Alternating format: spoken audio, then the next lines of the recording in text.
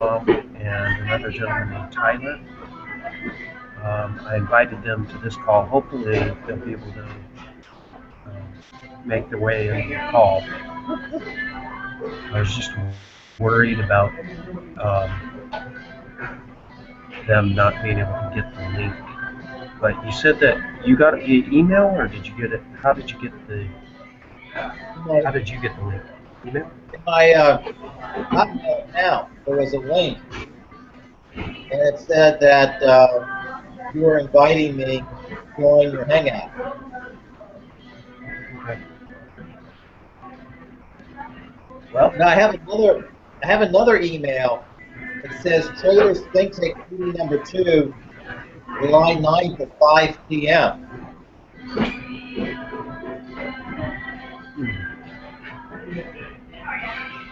yeah,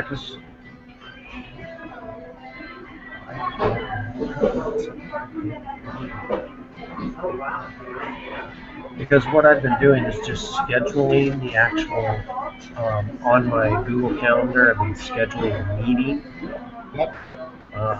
But I scheduled it from 1 p.m. to 3 p.m. Let's put time zone. Okay. I'm selected on Arizona, which says we're in mountain time right now. I don't know if it translates or not. It came as somebody else Eastern time on the one thing that I received. Hi, Scott. How are you? Can you hear us?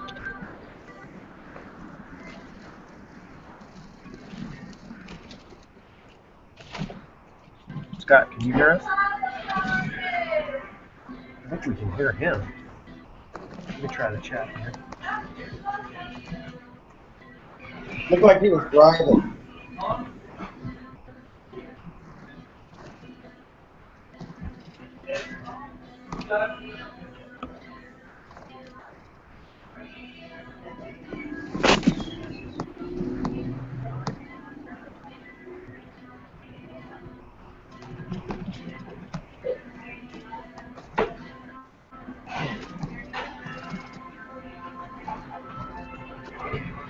Are most of the people on East Coast?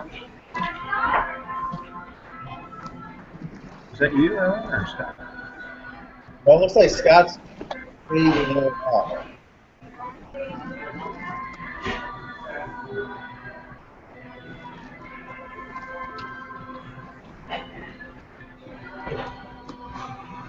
How's your vacation been? It's been pretty good. I'm actually over in California, just near Santa Barbara.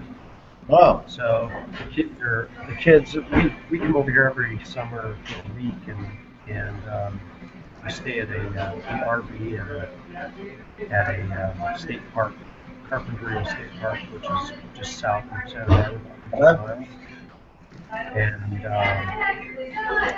come with a bunch of families, like 4 families, you know, a bunch of kids. I have three girls myself, so it's a great vacation right on the beach. And wow. Everybody plays. So everybody went to Ventura today, and I'm gonna finish this call up and then go connect up with them down there. So it's been good. I've been off the grid a little bit as far as trading goes now, and I got your email with those trades, but I just haven't. I looked them over, but I haven't been able to time to make any decisions. So I kind of just stayed with my hands in my pockets. Yeah, I think sometimes when you can't follow the market, that's almost the best thing to do. Right. For me, at least, there's a lot of the investors seeking to do things on an automated way. And that's just not my style. I'd rather be able to watch it as opposed to do it legally, an automated, stealth signal or whatever. Right. Okay, we got Lokesh on the call. Lokesh, you have a microphone?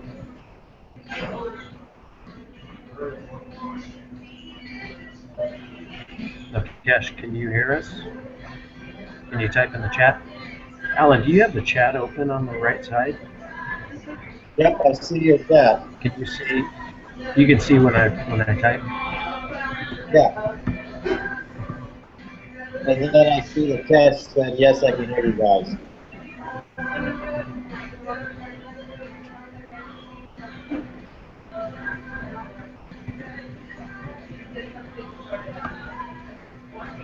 Oh, oh, he's just observing.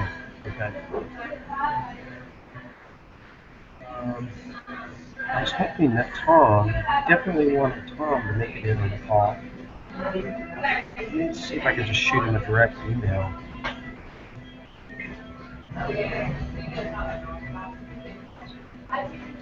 Because him, and it sounded like him and Tyler had a conversation last week together, and it would have been good for them to be on the call. So,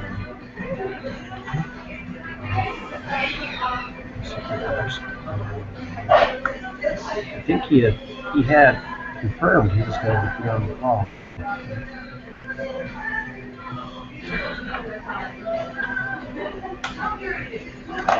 So how'd it go for you, Alan? Were you able to put some trades on this week? I've done a few. I sold more puts on the SPY. I think I mentioned that to you the other day. I bought AEP this week and did a covered call with it. And I bought a semiconductor play, Maxim, and did a covered call with it.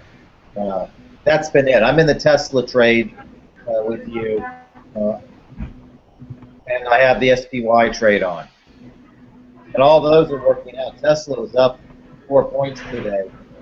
So Yeah. those things are working out well. I guess the question for you is, did you take profits at 50%?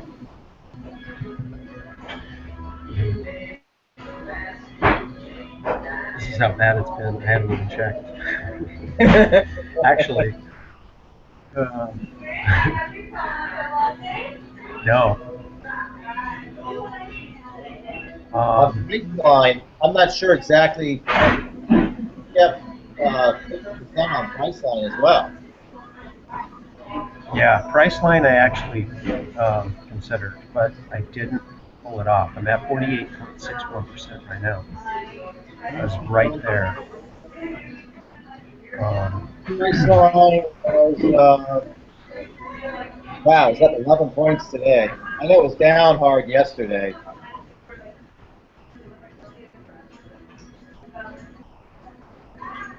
You did the Priceline 1180?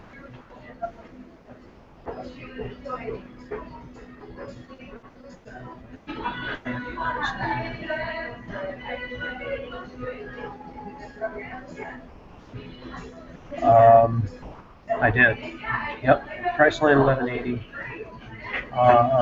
Regular July expiration? What's that? You did regular July expiration?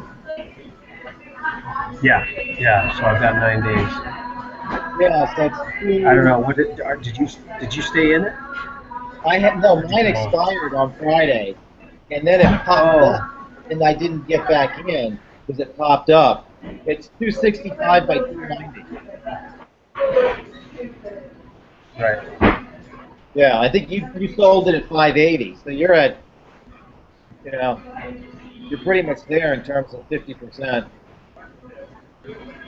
Yeah, I have a problem with this. I don't know if you have a problem with this, but I set the columns that I want um, on the activity and positions page, and for some reason they always get reset just randomly I think when I log out. Like I like to see my original trade price.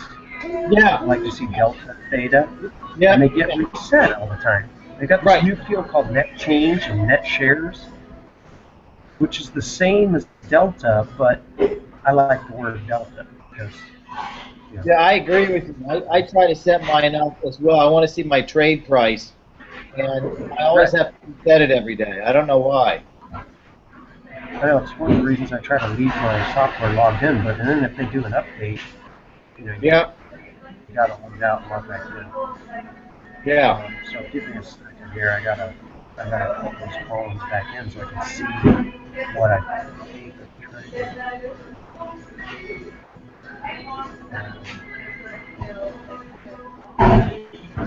Yeah, I paid 540, and it's marked right now at $2.77. So yeah, I'm right at 50%. I mean, what's the chart look like?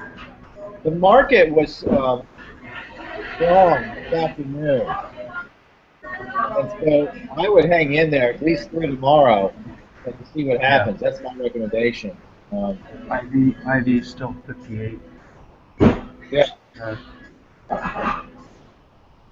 and actually on the Tesla trade, if you closed it down as of today, you can close it down basically at zero, and then you're keeping your credit.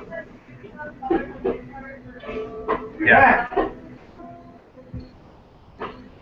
Let me see here. 4, 2, 3, 4. Yeah, actually, you can do it for a 10-cent credit. You can close it down at a 10-cent credit. the whole thing. The Tesla, yeah, yeah. Yeah, I see that. Probably worth it. Let me Tesla.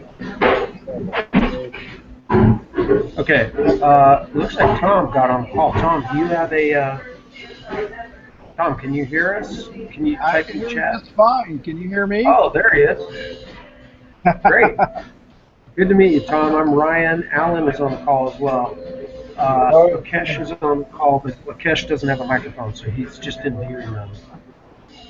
You'll have to put up with us talking about him then, huh? Yeah, exactly. He's actually at work, so he Oh, can't okay. talk. So he's doing a little bit of cheating, I guess there. But hey, that's his business. So how you doing, Tom? Pretty good. Exciting day today. Excellent.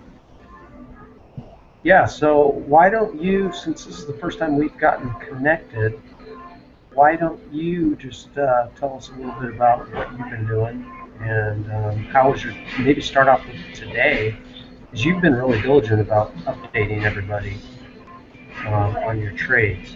Now, correct me if I'm wrong, you are in a paper money account though, right? You're not trading live dollars.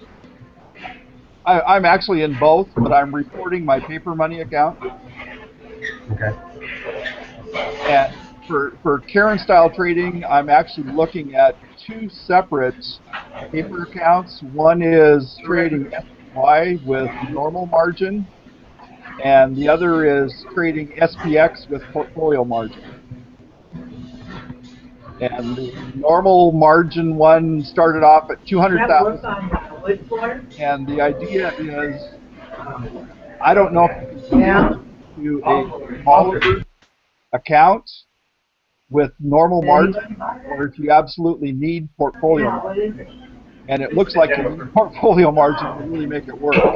But kind of up in the air about that, and we'll keep plugging away at it and see what happens.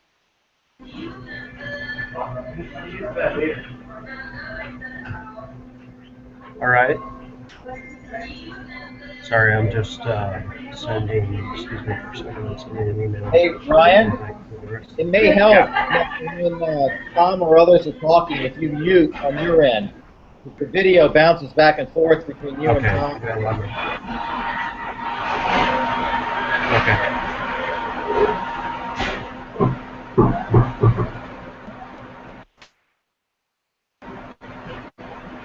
Sorry, Tom. I'm not. I'm on vacation now, so I'm in a Starbucks. So it's a little internet's a little spotty. Not normally like this, and also there's a lot of background noise. So I'll try to mute when anybody's talking. Well, vacation happens, I guess. Hey, Tom, let me ask you. I'm going to ask an ignorant question because I see a lot of people discussing portfolio margin versus regular margin. What's the difference and what's the advantage of portfolio margin? Portfolio margin lets you enjoy more leverage. Okay, and they assess risk looking at every position in your portfolio. Normal margin, if you go in and sell, let's talk Karen style here, a naked call with 14 days to expiration, okay, and then you go out to 56 days and sell a naked put, each of those would be assessed risk by themselves. In portfolio margin, they add the two together and assess the risk on the portfolio. Oh, okay. So Okay. the advantage is you can leverage it to your advantage. The disadvantage is when you get in trouble, you get in deep shit really fast.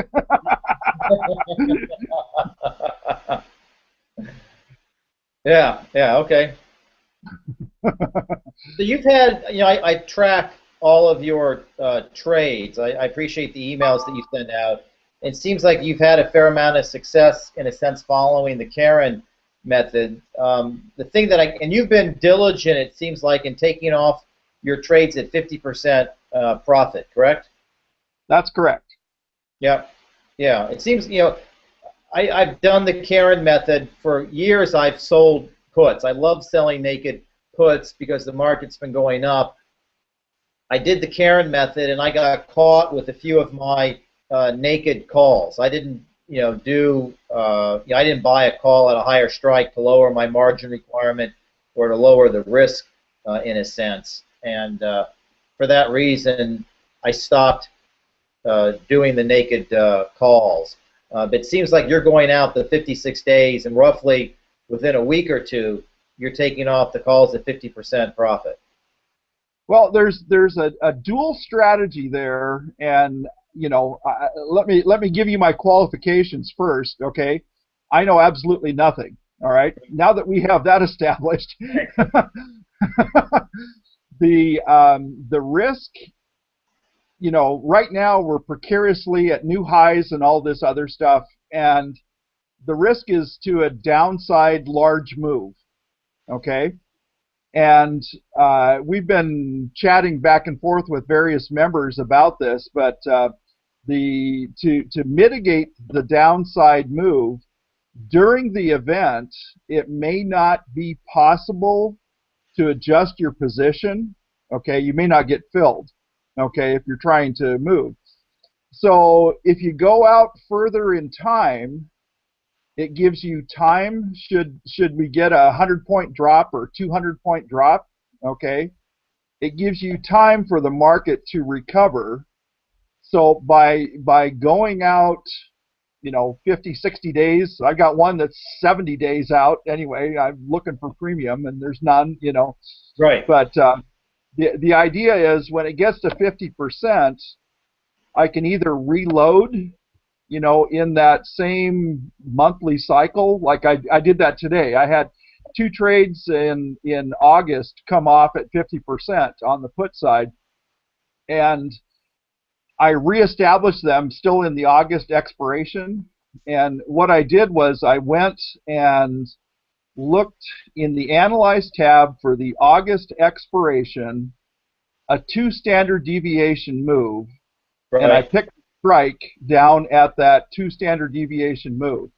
Okay, and I said, okay, I think it came to like 7% in the monies, not 5% in the money. Delta 7 instead of a delta 5. Right. And I said, I can live with that, okay? And I got 30, 35, 36, 37 days, something like that.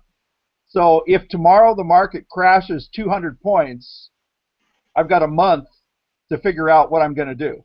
Right. But I'm just looking now. So you're at 7% roughly. So you must have been at the 1020.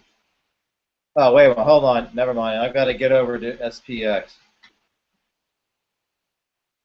For August at 7%. Yeah, I think I'm actually in the SPY. Oh, the SPY? Yep, okay. But, just drop a 0 off or whatever. Yeah.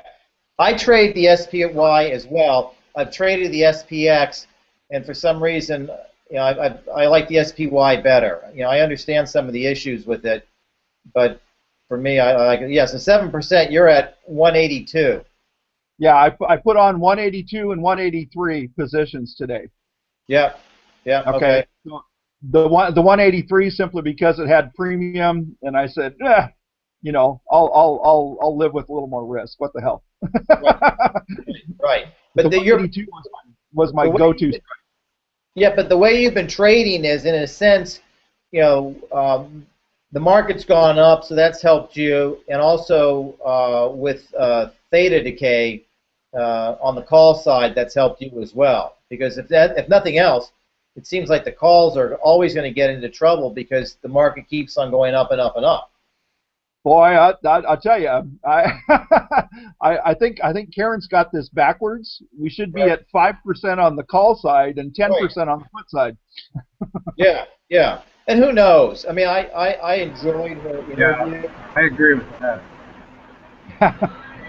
Yeah, I just don't, I'm convinced that, she's only given us a small piece of exactly how she's trading. And my sense is that she's modifying her system, quote unquote, fairly regularly. I mean, she doesn't have 6 traders sitting around the table doing nothing all day long. They're doing something 5 days a week. And so I think there's a lot of other things going on besides just the basics of what she gave in the interview. Well, the part of the interview that I'm not clear on is she says she takes positions off at 20, 30, 40%, and sometimes even 50%. Okay?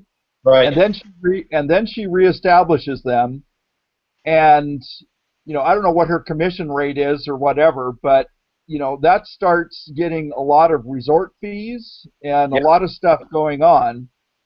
Um, I look at 50%, and I was just commenting to Frank, I guess on the email list, that what do you do? The SPY strikes have gone $5 wide or $2.50 wide. Okay, and the difference is one strike is 3% in the money, and the other strike is 16% in the money. So Right. what do you do? And I said, geez, I don't know. So what I'm doing is I'm holding on to some positions that I have that I would normally take off at 50% because there's no place that I can see to get more premium unless I go Mhm. 20% in the money. And then if I do that, I know, I mean, are we going to hit spiders at 200? Maybe. Right. Yeah, yeah. I have to. I've been talking with Ryan, and I've been a client of Thinkorswim now for, I don't know, 7, 8, 9 months, Yeah. and I think I have to go back and renegotiate my commission rate with them because for me to take off profits at 50%, the percentage of the trade that I'm paying in commissions is enormous. It's just enormous if I trade that much. And so I want to call them and renegotiate in a sense to make it a little bit easier for me to trade more. That's you can send an email. You should at least have the dough um, commission schedule. Was it buck and a half a trade or something Hmm. for options? That's pretty easy. If you do a lot of trading, they review the past couple months how much you've actually traded and kind of set it on that, and it's kind of arbitrary. But you should be able to get a buck and a half without any problem at all. Yeah, I'm doing. I think I'd have to look back on some of my recent trades, but I want to say if I do 10 SPY options, it's like $15.45 if I'm not mistaken. I have to Oh, go that back. sucks. That sucks big time. You need to send them an email or whatever. Right. Um, let's see. I was just going to pull this up. Yeah, I just to recap. I know I've said this before, but I'm currently at 695 trade plus 75 cents a contract. So Here we go. um, believe that works out. It works out to be a little bit cheaper that way. It depends on how many contracts you're trading. Yeah, but Ryan, you're at 695 plus 75 cents per contract.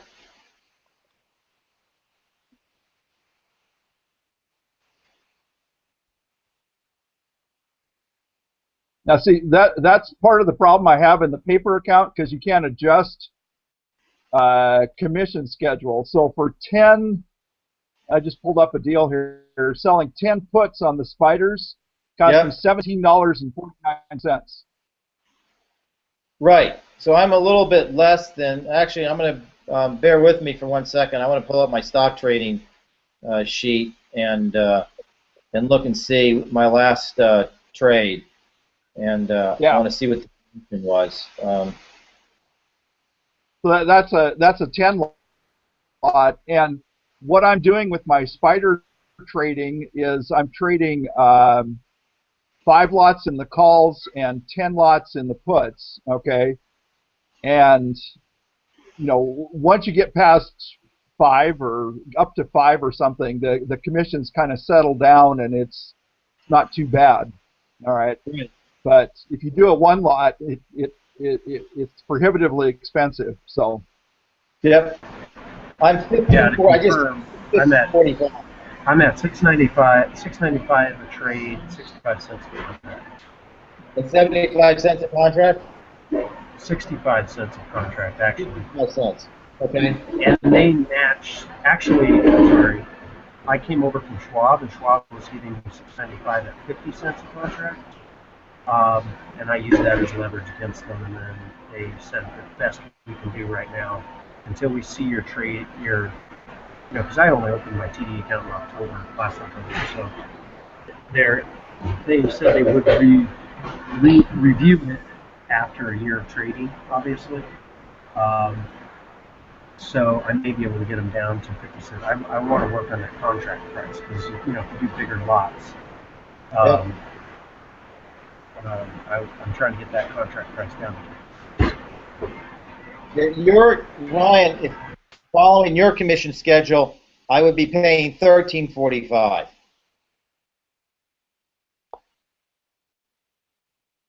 And what are you paying now? $15.45. Yeah, it's a little bit cheaper. I think there's a certain threshold to go by contract only. It's a little bit cheaper depending on your strategy. Like when I trade just a single SPY, I mean it's a cheap trade for me. I mean a single SPX. Sorry. Yeah, for a single one, I think I'm close to like 870 or something for one SPX contract. I'd have to go back and look and see. But my commissions, I can pull up what my commissions today are. I'm certainly not an active trader by their standards, but I'm in the thousands of dollars of commissions. Hey, an active trader by their standards is if you trade 4 times a year, you're an active trader. Oh, well, I'm way more than that. Yeah. And I think there's a way that you can bring up how much in commission that you spent. I don't see that right now. That's on the monitor tab, activity and positions. Yep. That's where I am. Is there a way that you can... Yeah. The account statement. You've got to go to the account statement, and it tells account statement. Okay. Yep, I'll tell you guys in a minute. Okay, my let's see, commissions year to date, $3,700. Go have a party. Yeah. Yeah, you've got me. I'm 27.58, so you've got me. Well, that's not insignificant. But that's probably the extra that you're spending. Right, exactly. An extra $2 every time I've been trading. I actually wanted to pull up one of the trades. I'm going to look up that SPY trade we did. I want to see how much that cost me. Yeah, that SPY trade was not. Bear with me 1 second. the Karen style trading is very interesting because it all comes down to position management, and I'm not sure what all she's doing, but I've cut that pie several different ways, even to looking at a chart of the strike and trying to anticipate volatility swings and stuff. And there's a whole bunch of stuff that they can do to manage that. And if they're managing it 20, 30, 40%, you can kind of constantly turn it back and forth and then roll it to the next expiration cycle or just let it expire worthless depending on where it is. But there's some fine tuning there. And, I've got small accounts here. I think my portfolio margin account's 500,000, so started at 400,000 anyway. But it's going along quite nicely. But I don't know. If you had $200 million, I could keep 6 people busy. Three on the puts, yeah. 3 on the calls. Yeah, it's a little different game. Hey, yeah. So a 10 lot, that SPY 10 lot, cost me $13.50 for that trade. No, I did 20, Ryan, and I was at $52.95 for all 3 legs. Oh, okay, so that cost the full SPY cost me $13.50 times 3. So what is that? 30, 40, 50, 40, 50?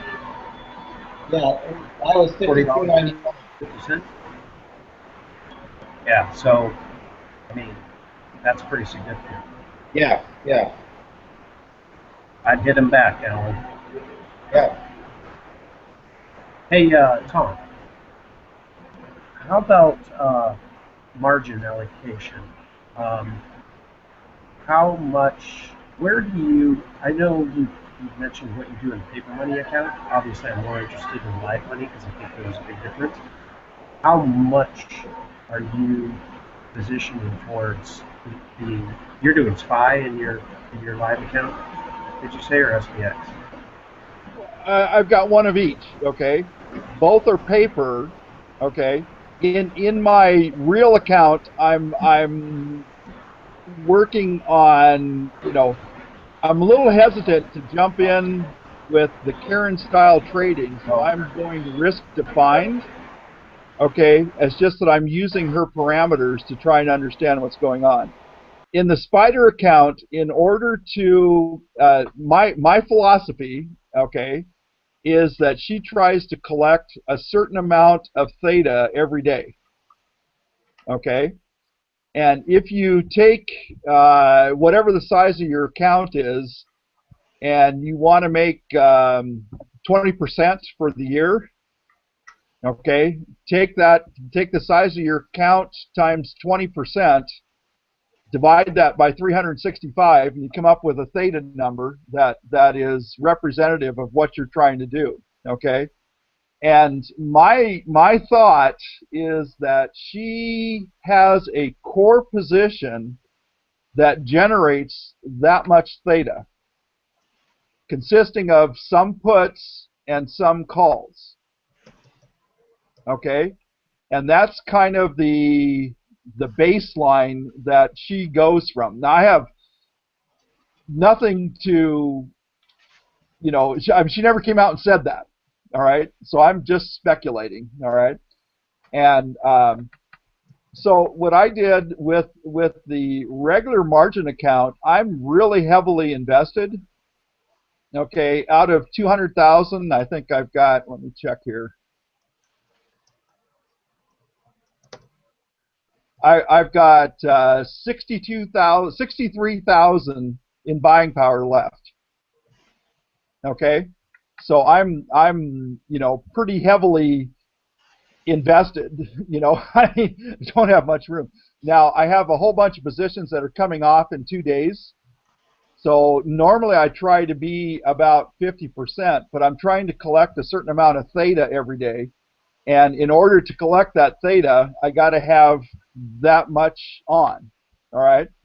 And my goal is 20%, okay? So I said, well, if I can make 20% on my, in a regular margin account, fiddling around with all this stuff, that's fine. So I think that what Karen does is that she has a base amount, and that's what she wants to collect every day, okay? On top of that, she has these 6 traders that, and a strategy to roll positions, to take them off at 20% profit or whatever, to recognize opportunities.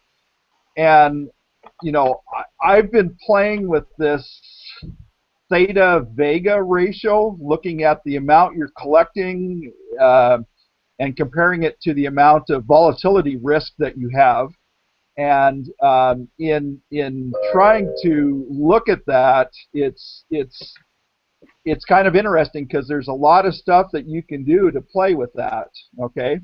And if you put on a few more positions, you can turn around and keep your buying power about the same by buying some way out of the money calls or puts, whatever, and you reduce your risk, and it doesn't seem to affect your buying power that much, and they're cheap enough that it's kind of cheap insurance.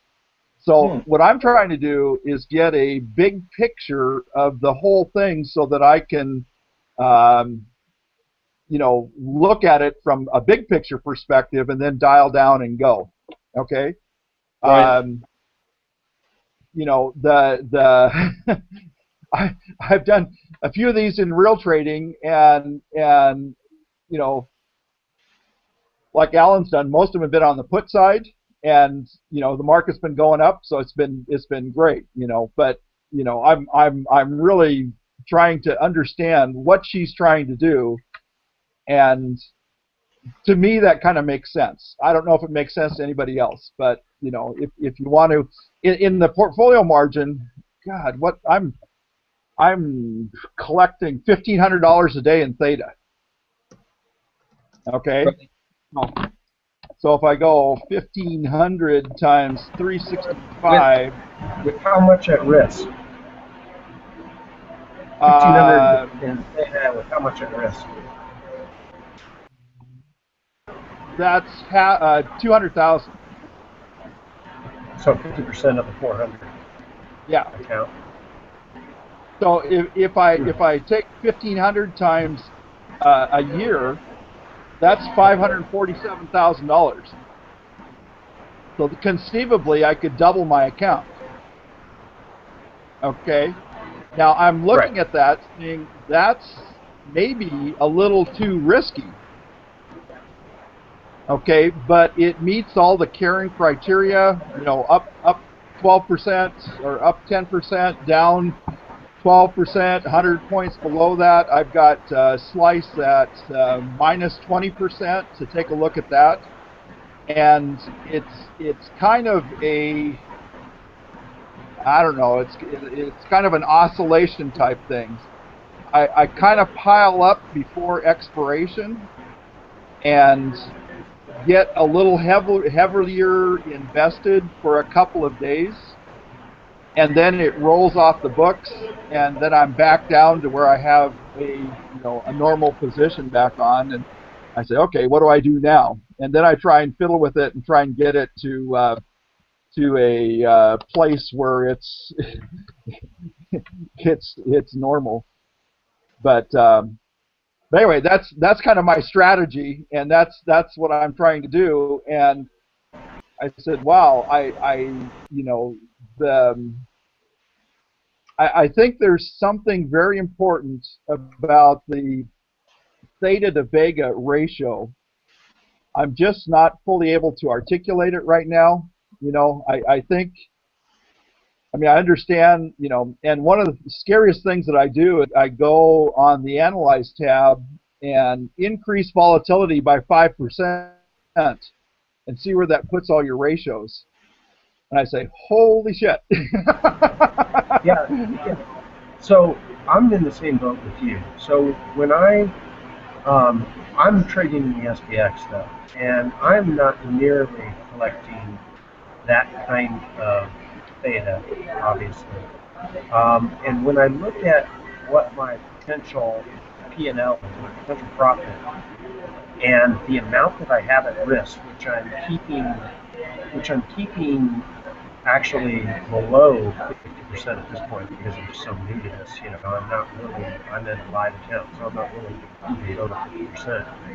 But in order for me to even place to sell puts and place the trades that I want to place, the premium that I'm getting isn't resulting in what I feel is adequate for the risk that I have in place using the Analyze tab.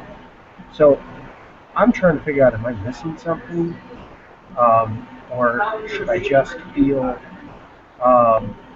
should I just feel comfortable with that? So that's Well, where I'm at. the risk thing is really difficult because especially in low volatility, there's not enough premium. Okay, and if you play with, on the Analyze tab, if you adjust volatility, I forget you have to go to the trade page and figure out what the range of volatility is for the SPX and see where we're at now with 11% or something like that.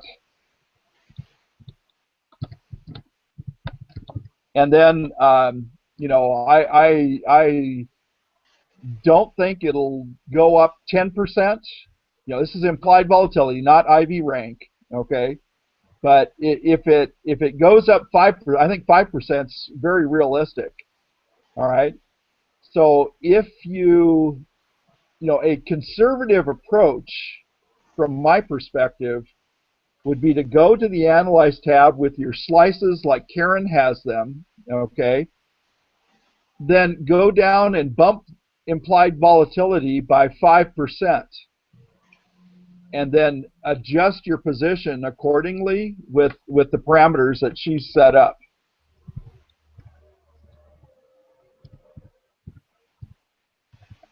I don't know if that makes sense or not, but anyway, that's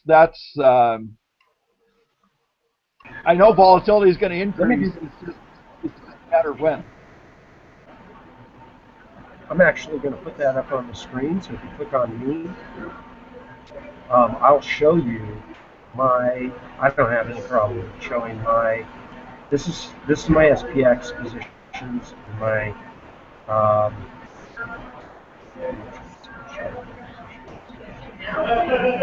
showing the Analyze tab. Screen's not big enough for my laptop. Um,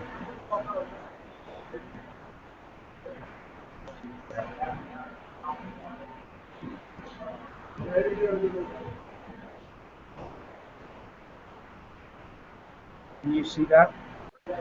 Yep. It just went Can you away. see that, Tom? Sorry, I clicked off and go back to see. Okay. So here's how I have it set up. I know that Karen sets this up. I just set it down 20%. I know she typically does down 100 or down 200. Yeah, the negative 200 pretty much.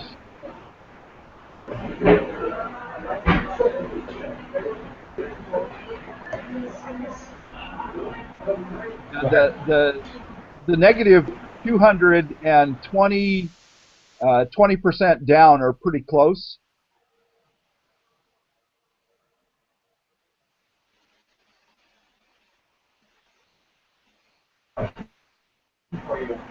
Sorry, I didn't miss something. I actually set these up when I talked to TD PM because this is actually what they used. Portfolio margin uh, group uses these. They use this to monitor your account. I mean, the guy actually told me that's actually what they use, and they use 20 down.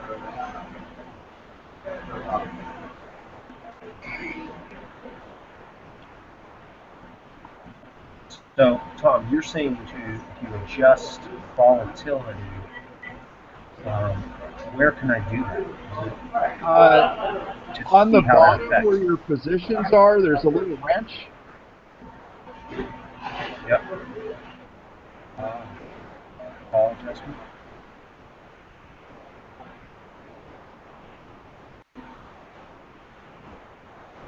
So you were saying if it goes up 5%?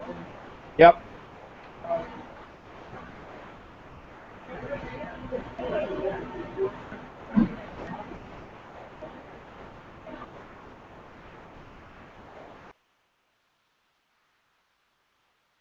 There you go. And I think that's actually a pretty realistic look at what you can expect if we see, 2% correction or, a correction, any downside move to the whole thing. But those are the numbers that you have to feel comfortable with if you like that or not.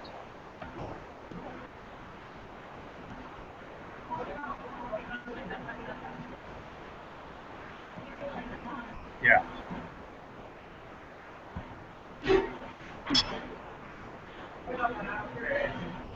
I haven't actually done it. It's good.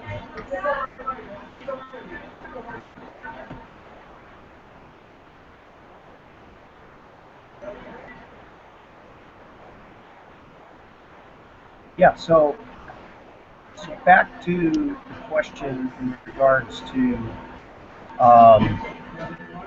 the amount of premium collected versus the risk involved. I mean, obviously, a 20% down, which is enormous. I mean, I think only one time in history that S&P's ever moved down 20% in 1907. Still an enormous risk, but for a couple $1,000s in premium that I've collected so far since I've been doing this June 1. So I'm still trying to figure out if I'm missing something or what the viability of the strategy really is. Well, Brian, I can't hear you. I don't know if anybody else can. Well, there's a lot of background. Sorry, guys.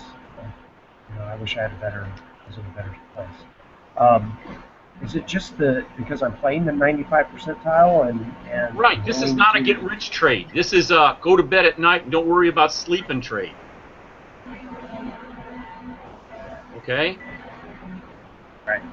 And if you got portfolio margin, I have it too, and I'm not playing with Tom's kind of money, but my trades have been live, and I think I shared them with you, and if you guys would like to see a spreadsheet, I'll pull up a spreadsheet and put it up here so you can see what I've done. I haven't entered this month's trades yet, but like our last time, I'm pretty much an open book, open kimono. But this is not a get rich trade. This is a make some money during the month trade.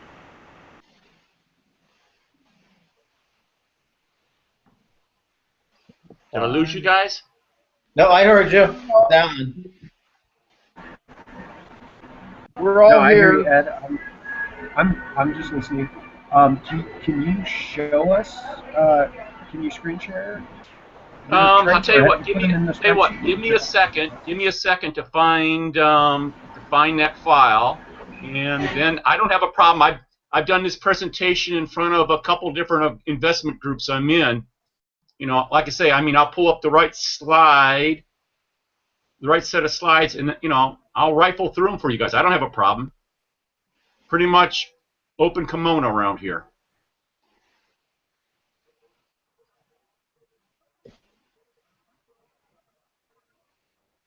Well, Ryan, the first thing that I looked at on your setup there was your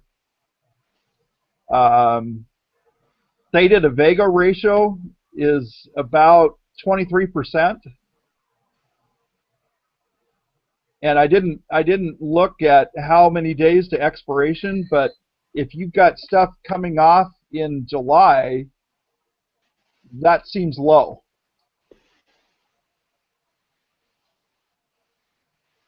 Okay, so give me a second. In my SPX deal, I'm at like 56%.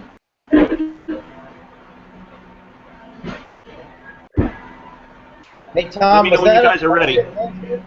that you saw for the theta to vega ratio? That's something that was discussed on Tasty Trade? Yes, they had a whole session on it. You can kind of look at it. They're using it to put trades on, and the idea is if you're collecting premium with less risk, you're better off than collecting premium with high risk of volatility change. Well, isn't that what, Tom? Wouldn't that go along with the fact that they like to do trades with the IV percentile over 50, i.e., you got a lot of vega, it can't keep going up, it's only going to contract, therefore you're making money when when you have a volatility contraction? Well, that's true, but in Karen-style trading, she doesn't look at volatility or IV rank or anything. She's just selling premium. Right. But again, let's go with what you're doing, and I do the same approach. I'm doing 56 days out. I'm trying to hang on to the trade about 2 weeks, although since our last meeting, I had to do some adjustments. Shame on me. I'm more than happy to talk about those if you guys want. But yeah, about 2 weeks, and I'm making close to 50% of my money. But like last week when the market was going up, I could have made 50% of my money in 1 week. So when you go 56 days out, what's your theta to vega ratio? I don't even look at it. Didn't even know anything about it. Didn't even care. Okay. But if it's something I need to know, I'm willing to put the time in. Well, I'm working on whether it's worthwhile or not. That's the question. I think it is, and I think it's worth looking at, and I think it's worth adjusting your position to maximize that ratio. I'm just not sure how it's going to pan out. I'm not sure you can do that with a Karen trade, because if you're selling puts on SPX and the VIX is around 11 or 12, your ratio's not going to be great. And the thing that we all fear the most is a 100-point drop in SPX, because then we all have a problem, right? Well, let's see. Right now.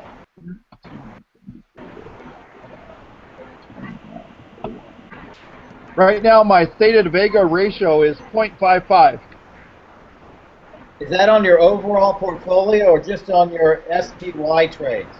That's on the SPX portfolio margin account. Right. But what does that mean?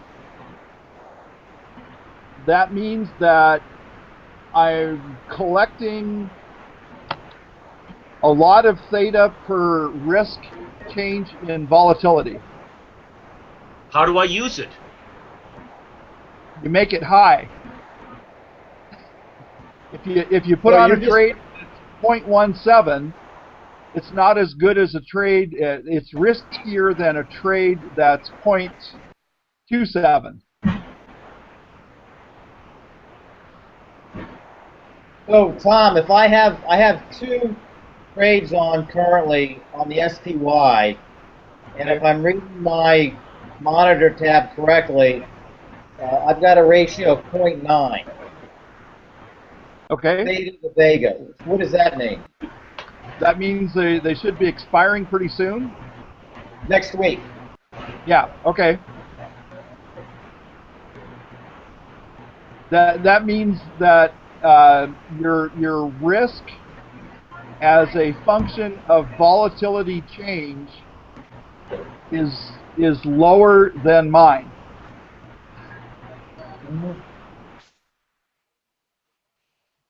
So you want the theta to vega almost to be 1. Well, I don't think that was established what a good, ideally you want it over 1. I've seen it, almost 2 to 1 the day of expiration. Sure, yes. Yeah. Hey, Tom. I've got some spider puts just to give you perspective. Okay, I've got some spider puts that are expiring in 2 days. Theta's 25, Vega is 6, so that's over 4. Right. So see, they're the 190 puts, so I guess the risk of the spiders going from dropping 8 points is not that great. Right. In 2 days or 1 day, whatever. Right.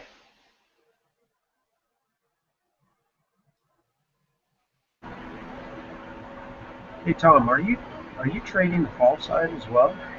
We've only been talking about puts, but are you following? Are you trading? Are you selling calls? Yes.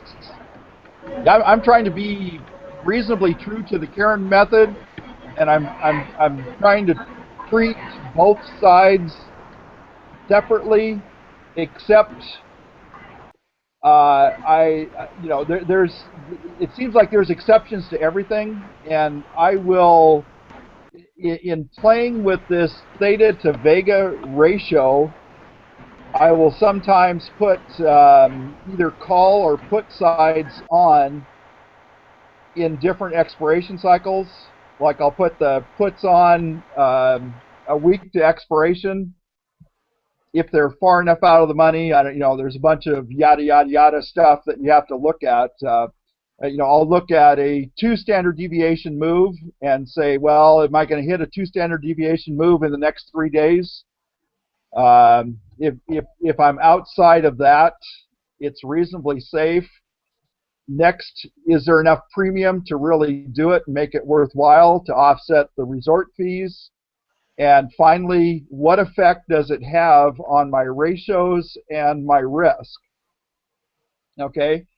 The other thing that I've been doing is I've been looking at buying far out of the money calls and puts to massage the risk ratios that show up on the Analyze tab, and to see what effect that has, and what does it make sense? Is it worth paying $100 in insurance? And all that, and that's just started playing with that last couple of weeks, so we're kind of looking at it. Okay. FYI, so, I do my. If you're selling call. Hello. I'm here, Alan. If you okay, I'm saying I do my call. put spreads with a 250 to 300. Okay.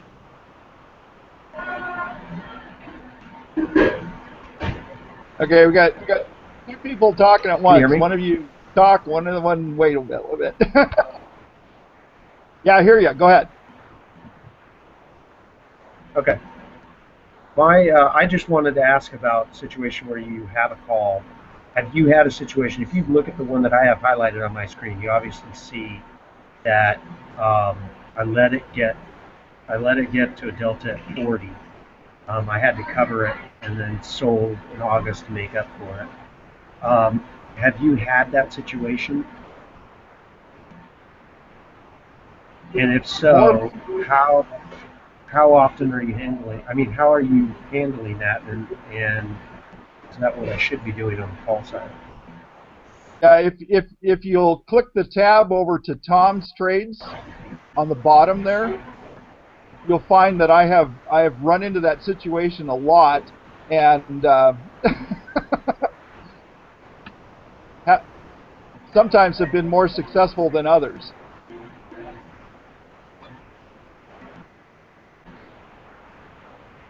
But it's in the spiders rather than SPX. But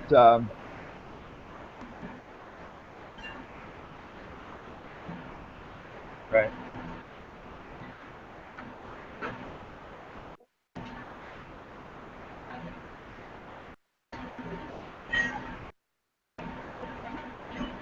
So the general scramble is to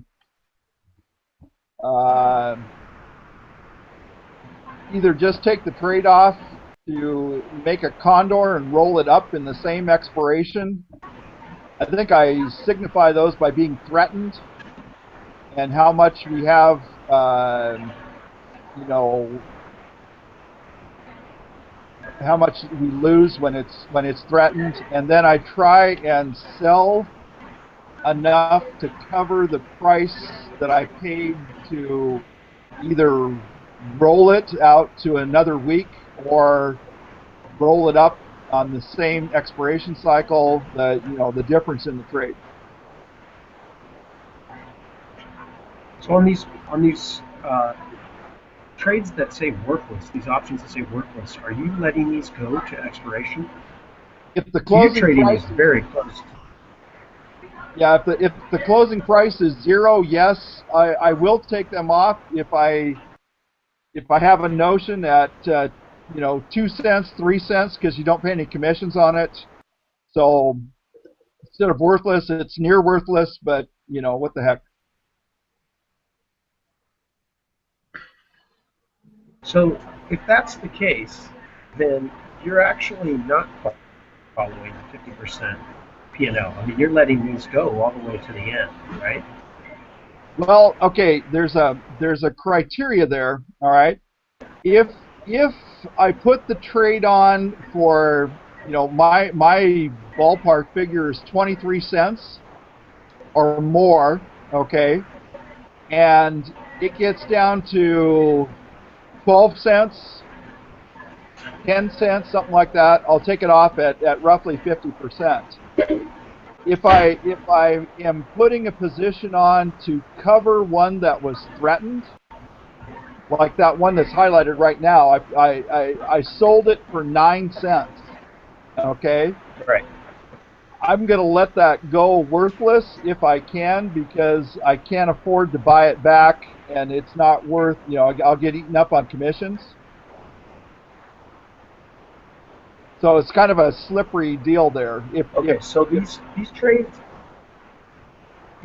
that are 4 days and 7 days and are out of the realm of the 14-day trading parameters of strategy, you're just using these to cover when you have a threatened one. You're selling those to gain more premium. Is that what I hear you saying? That negative $100 and that negative $60 from the threatened ones, I'm trying to make that back by selling closer spreads that are, reasonably safe. Well, that doesn't always work either. Well, and so that was going to be my question, though. Do you feel like that's something, not that we're trying to stick to what Karen does and trying to emulate her, but do you think that's something that she does? Does she use other, my question is at what point do we get outside of the actual strategy and put more at risk in, sticking to the parameters, I guess is where I'm at with that. Okay, I think that's well within. Because, I mean, obviously, I think that's well within her concept of what she's trying to do. Okay, the concept is once she has the money, she doesn't want to give it back, and if she has to, work a little hard and sell some junk to get her money back, she goes ahead and does that. Okay.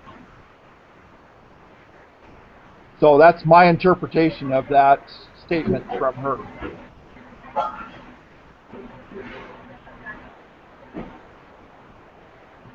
Okay, another question. On a 9 cent, you sold 5 contracts on a 9 cent option.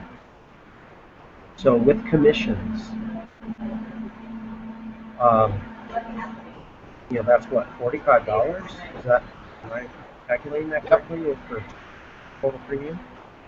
That's correct. And then for 5 contracts, depending on so you're probably getting what, like $30 or something?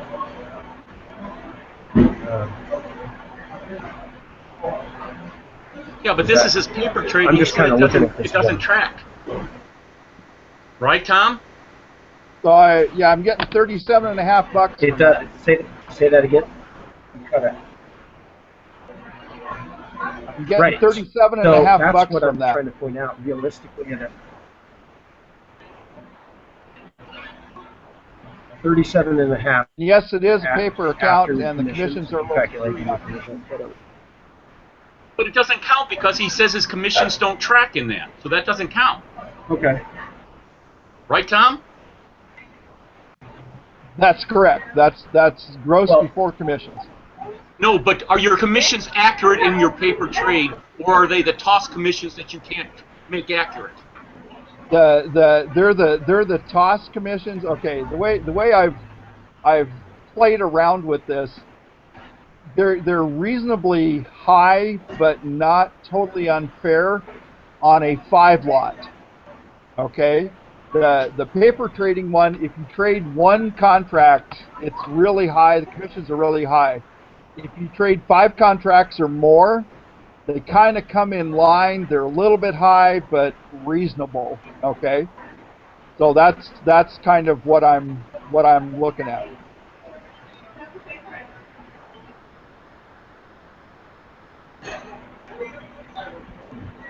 I have to look up and see what a 5-lot costs. Yeah, so I mean, the 5-lot under my commissions would cost roughly $10. No, not even. Sorry.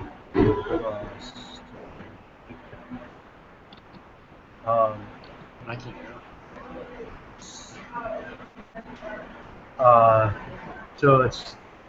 So that would net me $36.50.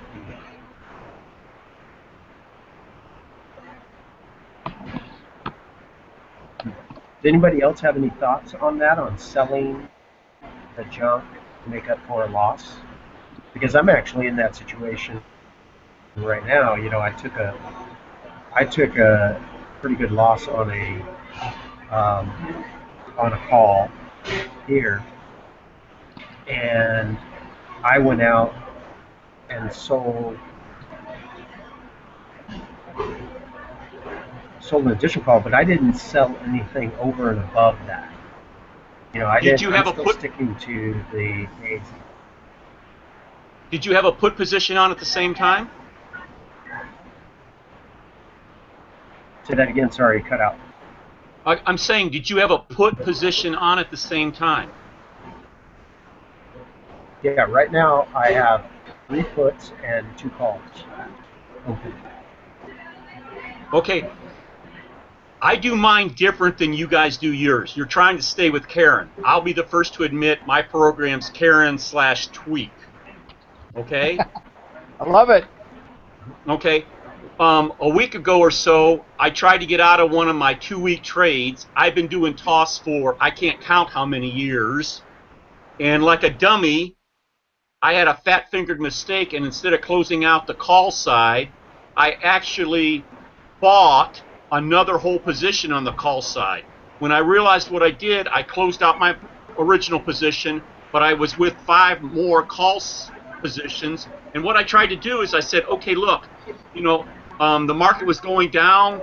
I'm in these things at 40 cents. I'm trying to get out at 30. I couldn't get filled. I tried 45, couldn't get filled. I had 45 days left in the position.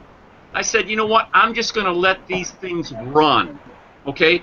I mean, I got 45 days. I know that they'll come back. Last week with that market run up to 1985, I found myself down something like $300 in that position. I did not have a put position on. I said, you know what? It's time for me to get serious and put a put position on. I did an 18, 15, you know, $1,400, something like that. I can look it up if you guys want the actual stuff. Sold it for $1.85. I'm thinking, okay, I'm reasonably comfortable, yada, yada, yada. On Monday and Tuesday, those calls came all the way back down to where I'm not going to have any problem with those, and I was $500 negative on the put position. As of today, I'm about break even on both. So I'm saying I'm doing it different than a true Karen trade. But for me, I can kind of manage it and sleep and not really worry and sweat the stuff. I don't know if that helps you guys or not. I'm not sure that's totally different from what Karen would do, because she manages these things back and forth, and I'm sure they've had their share of fat-fingered mistakes too. Everybody runs into that from time to time, but it's all about how you manage everything. And the key is to try and be creative and try and figure out a way to work your way through it. Well, and that's kind of what I did. I mean, I have a friend who said, "How can you how can you sleep at night doing it?" I'm saying I'm not worried about it. 1850 in less than 45 days, or 1815, S&P is going to have to come down hard for me to get hit. I'm not worried about it. In fact, I'd be worried about other stuff before then. I agree.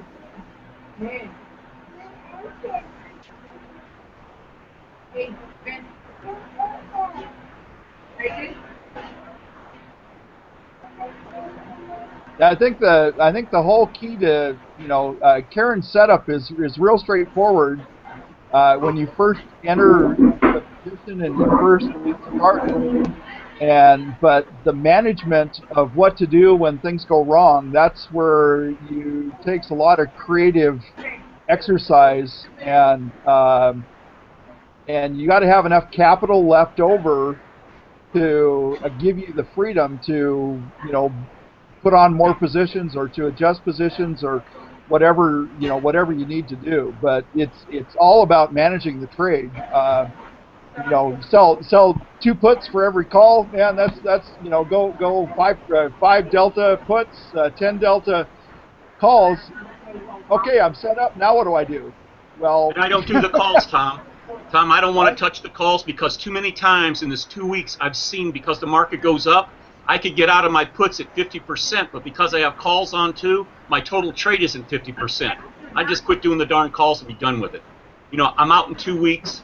I put it on at 56 days. I'm out in 2 weeks. Life is good. I have no problems. Well, that's one perspective. Are you treating the trades as separate trades, or are you treating them as a complete trade together? I mean, I'm working on the call and put side completely separate from each other. I think that's to you, Tom. Oh, well, I treat them separately and manage them pretty much separately, but in the course of several months, I'll end up with puts and calls in the same expiration. And when they're both in the same expiration, usually I'm trying to be out, let's see, July's almost over. I'm trading August puts. It's time to move. When July's over, we'll let August just kind of ring out whatever it's doing. And on the put side, okay. And fortunately, I don't have enough money to have a whole bunch of positions on at a bunch of different strikes. So generally, they come off at 50%, and it's not an issue. I worry about the put side because if we have a sudden downtrend, I want to have time on my side in order to get out of the position or adjust it or roll it further out or whatever, okay? So I figure a month is a good time for that. On the call side, they just kind of go away, but it's hard to find premium right now. So I'm kind of, cutting back a little bit on the call side, although I think I've got some of each. And, it's just you're having to kind of readjust. Let's see, what have I got? 1, 2, 3, 4, 5, 6, 8. I'm about 50-50 right now. I've got calls and puts.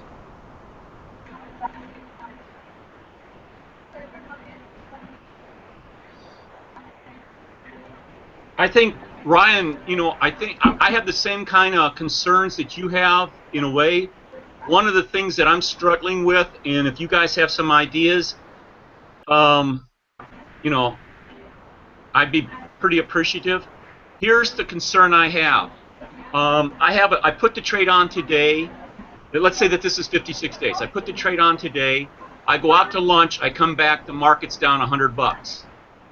What do I do? or I'm sitting here at my desk and the market's going down. What do I do, when the market's going down fast? I am not near, the 30 delta or a 20 delta where I want to roll. That's not the issue. But I'm giving up a lot of money, or I'm going in the hole fast. What do I do? I know I can buy a put, and like an SPX or an SPY put with X amount, worth of X amount. I can buy X amount of puts worth X amount of delta to kind of cover my positions. The next question is, okay, fine. When do you pull the trigger and make that expense? Those are the issues that I'm wrestling with. If anybody has ideas.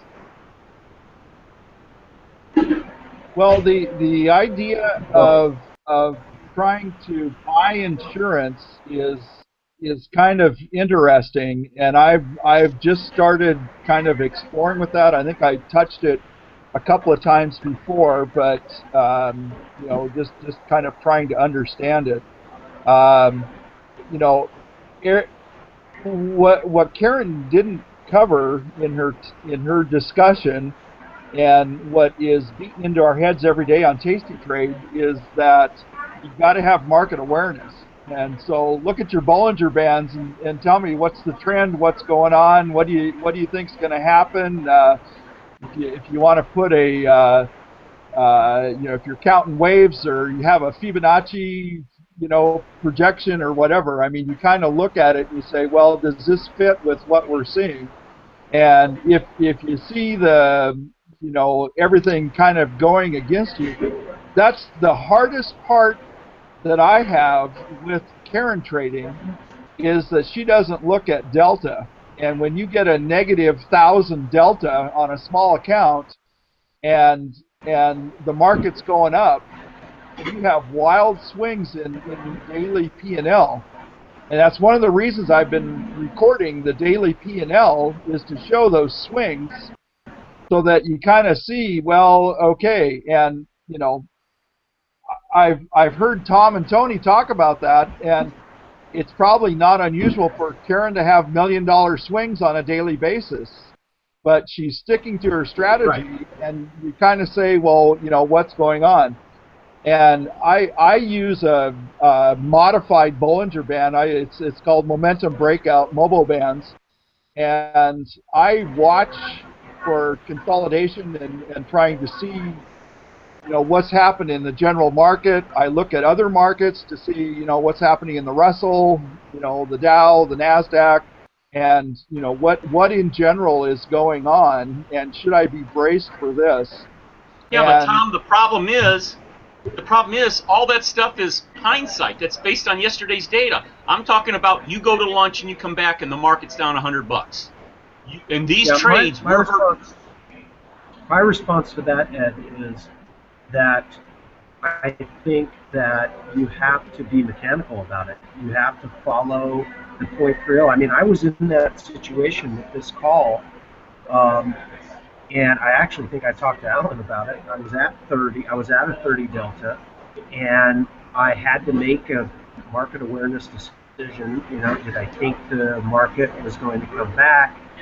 Was it going to drop back down? No, it ended up going up, and then I got up to a 40 delta, which, I made the gut call there, and then I had to cover it.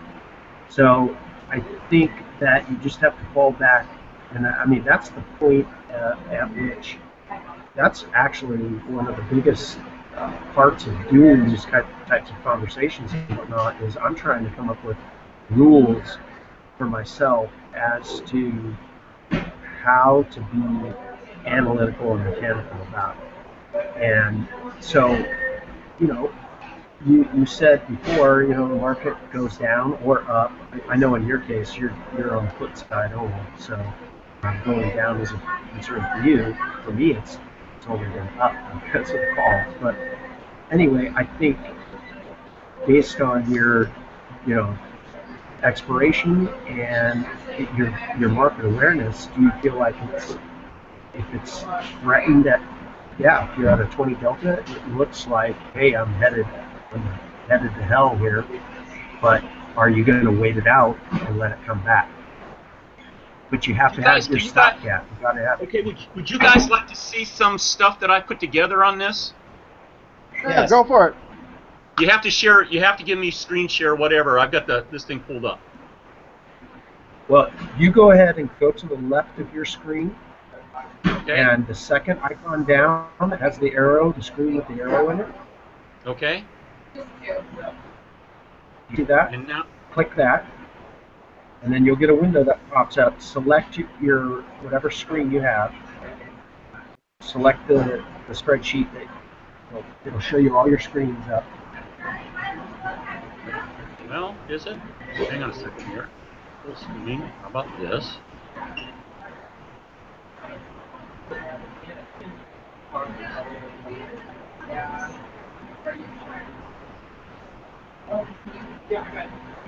When you click the screen share icon, it should pop up a window that shows you all the screens that you have You guys see it? that you can share. And just I see Ryan. no, we don't. I'm back. You see it now? I turned my screen share off. You see it now? And then we have to click on you to see it. But no, we don't see it. All right, bear with me. Okay, so how do I? All right, so give me. Okay, I'm clicking on the arrow. Okay. Right. And then what pops Yeah, up? click on the You should get a screen I screen want. share for Hangouts. I'm sorry, what, Ryan?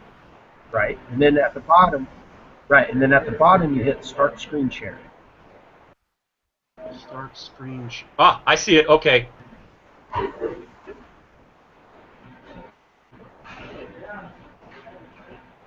There we go. Okay, now we see it. Now you have to keep it up on your screen for us to see it. Okay. Does everybody else see it? You have to click on Ed's box, his thumbnail at the bottom to see him. Okay. I won't bore you with 20 minutes of me. Okay. I won't bore you guys with 20 minutes of this stuff, but this was, I was asked to do a presentation with a couple investment groups I'm in that were interested in doing this. So I put together these slides, no big deal stuff here, Okay, this one here is the crux of what I want to talk about. This line right here where this arrow is, this was January, I want to say 23rd. This is when I put my trade on. This is what happened to me afterwards. Not a pleasant experience. And in fact, in this range right in here, I'm down something like $1,500, $2,000. And by the way, I had 2 contracts on it. I was only getting paid $310. Not a pleasant experience. This is my next month in February. This is my month in March, and I haven't updated the slides for this presentation is a couple months old. These were the actual positions I put on during that time. Oh, there it goes. Okay, these were the actual positions. These are live trades in SPX. This is what I got. Opening, closing. My commission, FYI, is a buck in, buck out per contract. Okay, this was the March trade, and this is one of those things that I kind of.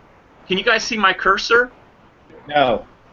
All right, can you see my cursor now? Yeah. Yes. Okay. Yeah. So at this was a Thursday night, and I was talking to somebody, and I was saying, hey, these Karen trades are great. I put them on. I never have to worry. I don't even have to sit at my computer, blah, blah, blah, blah. I was up $1,100 this Thursday night. By this Friday, I was down to $1.39. This is Monday. I'm still down. Okay? Next week it came back. All right, but that's kind of hurt. This trade here is the one I talk about being ugly, because this one here I put the trade on. By here I'm down $1,500 with 2 contracts, $1,500 to $2,000, something like that. The issue is I'm laying in bed at night and I had a hard time sleeping. And I said, I cannot afford to keep taking losses on this stuff. I mean, I can do directional trades and lose money every day. I don't need to be doing this high risk stuff and losing money. And I went back and I kind of reviewed the videos. Question? Okay, I went back and reviewed the videos. What was the delta at that?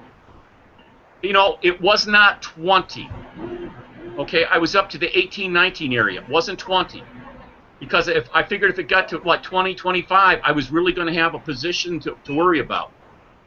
All right, so this is showing you that when I put the trade on, what it looked like. And your DTE? My DTE, I put the trade on at 56 days, and so that's, you know, 2 weeks into the trade. These were trades that I was holding on till expiration, by the way, these first 3 trades. Okay, this is, Well, I put the, okay, this is on September 3rd. I'm sorry, February 3rd. You can see that my delta is 13, my loss is 1,500. Okay? well, at that moment in time. At that moment in time. But guess what? After that moment in time, it started going back in my direction. But here's the point that helped me sleep at night. I said, what if I have to roll? Okay? I mean, you can, if I had to roll, I could roll out. These were my strikes. This is how much I'm down. You can see that this is I'm looking here, this is a March trade. If I roll out to April, the same strikes, I'm positive. I can roll out a little further down, 20 or 50, 25 points further away. You know, I'm still not doing too bad, and I can roll out a little further away. And by the way, this is 2 contracts. This is 1 contract price. You see what I'm getting at? In other words, I can roll out, and I'm not going to take a big hit. This was an example. Somebody asked me for my presentation, show us a worst-case scenario. This was the market between 2007 2012. You can see that this big drop here, you can see what VIX did. You could see that when VIX was right around this area at 25, you probably might want to think about maybe doing something. So here we go with VIX at 30, and we're going from, I go from this point here at 1280 down to this point here. And by the way, these are weekly charts. I'm at 839 in case you can't read it, all right? So that's pretty much the big move. And I said to myself, okay, if I were in that move and I was blind as a bat and didn't want to get out, what would that do to me? Well, I'm in SPX. VIX is, you know, SPX at that time, you know, was trading for, and I used today's numbers, and I said, okay, what if I had a big drop? Well, when I did this trade, it was April 23rd. SPX was trading for about 1875. What if we dropped $400? Okay, I put the trade on for approximately 360. I'm down roughly 18,000. You know, I had a 400-point drop the day I put it on. Well, I said, what if I rolled out to September and I got 1,200 for, you know, for a 1,200 strike? Okay. I'm going to, I was down 18,000. I can roll out and I can bring in 19. All right, what does that mean? It means then that I don't lose any money, but unless the market's going to come roaring back, I'm out of, you know, that money is on the sideline until September. Now, the market did come rolling back, so I'm not worried about that. But, you know, that's how I'm looking at this risk thing, because that's the biggest fear I have is, you know, how do I do this? How do I do this if I have to do something in the next 10 minutes? Okay, how do I do it? This is my example why you need portfolio margin, because if you're doing this trade here, I'm one contract, I'm sucking up this much buying power. If I just do negative puts versus wide, I can make this a wide strike, and I'm using less buying power. And this is a breakdown comparing them. You know, guys, I'm flying through this kind of fast. If you have questions, just interrupt me.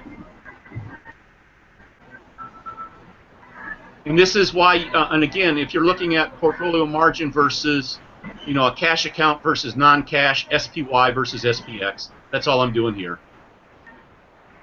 And, you know, this is how I have my my analyze chart set up.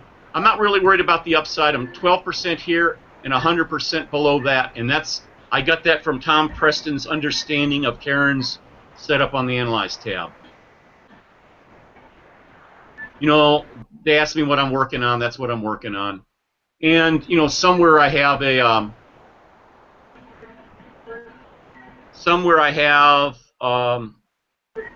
presentation or a resource page on all the stuff I put together for that. You know, if you guys want that, that's fine. Now, am I back to you guys? I mean, you guys are, I can see you, Ryan, so I think I quit screen share, right? Yeah, you're fine. Ed, Okay. one comment I got. Thanks for that, by the way. That was great. One comment I wanted to make. I can't hear you, Ryan. Sorry, can you hear me? Yeah, now I can. One comment I want to make, just as a historical perspective, because I think you mentioned 400-point move, something to that effect. The most that the S&P has ever moved in historical record in one day has been 100 points. Right, that was a weekly chart. You're absolutely right. That was a weekly chart. But what I wanted to look at is super worst case conditions. Okay. Okay, because all right, I just want to make sure. Crashed. I did share last time. Right. Right. By a total of less than 20% in 2008. Actually, it went from 1,200 to 8. In 2 weeks, it went from 1,200 to 839 or something like that. So you figure $300, 25% in 2 weeks. And the reason I brought that fact up is, you know, is it going to crash that much in a day? No, it's not. But what if it did? All I'm trying to do is help. Okay, look at it this way. One of your questions was, how do I manage my risk? Right? That's what you've been talking about a couple of times. So I'm saying, here's an example of worst case scenario.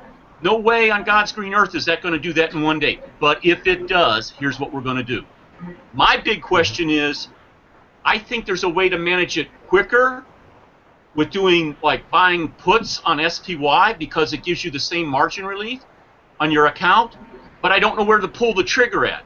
That's what I'm getting at. I mean, I know how to manage it if the world comes to an end, but I don't want to wait till the world comes to an end, because that one chart where I gave up $1,000 in a day, I don't want to do that anymore. That's what I'm getting at. Well, and so you don't look to just be mechanical with a delta number. So at 30 but delta. Mechanical is I lose money. I don't want to be just, I'm sitting here all day. If mechanical is I can go to lunch and come back, okay, I've got to do something. But if I'm sitting here and the market is moving, shouldn't I kind of be proactive? I don't want to be Tom Sosnoff. I don't want to do that. I don't want to be Karen. I said this was Karen's Super Trader strategy with tweaks. My new tweak is, hey, if the market's dropping 100 points, what do I want to do while on the way down? My deltas are fine. I showed you that one chart where I started at 56 days and the market dropped 150 points. My deltas were 13. I wasn't at an adjustment point, but I was down $1,500. I don't want to do that anymore. See, I mean, I'm trying to figure out a better way of doing this.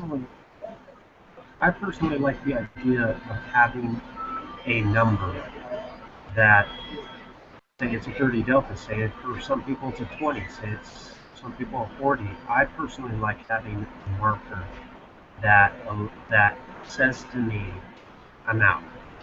If it's not there, then I stick in the trade. Once it gets to that point, that's what I'm looking for. I'm looking for hard and fast rules that define my response. Okay, and I'm saying that hard and fast rules, if I went to lunch and I came back and I'm down 30 deltas or 25, I'll roll it. I get that. But let's say I'm sitting here and I'm watching and all of a sudden I went from a $500 profit and I'm down to zero on my puts. And I'm looking and the market keeps dropping. I'm nowhere, my deltas aren't the issue. I'm not taking the trade off. That's not even in the realm of reality. What I want to do is I want to buy some insurance. And that's what this is about. How do I hedge my trade so that I can still be in it and have some insurance? I'm not these trades, by the way, somebody in the presentation said, well, if you get down to a certain point, are you just going to take it off? I am never taking these trades off for a loss. I will roll them. I'm not going to give up my money. I'm like Karen. I'm just trying to figure out how Karen hedges. She's got 6 people, and she talks about doing stuff with ES futures. I talked to the trade desk, and they said, yeah, I like your. They said to me, Ed, I like your thinking. Here's the problem. ES futures won't give you margin relief. They'll give you cash in your account, but you're still going to have a margin problem. And so now I'm thinking like, well, do I want to buy X amount of SPY puts? Do I want to buy one SPY? Do I want to buy a SPY? Do I just want to buy an SPX put? I don't know. I don't have those answers. That's what I'm hoping to figure out. Or if someone else has already figured it out, great. I'm just trying to hedge this. I'm not going to get out of the trade. I'm not going to take a loss. I have another friend who did a presentation in one of our meetings, and her approach was she does not want to roll. When it gets to a 30 delta, she's going to take it off, and then she's going to initiate another position. Here's the problem. When you take that trade off, it's closed. Toss isn't going to give you that money back. When you roll it, they'll let you roll it for the amount of money. You can roll it out, and you can protect your position. You still have the money to use. Okay? That makes sense? Wait a minute. Am I not clear on something? When you're rolling, the term rolling really just means you're closing one position and opening the other.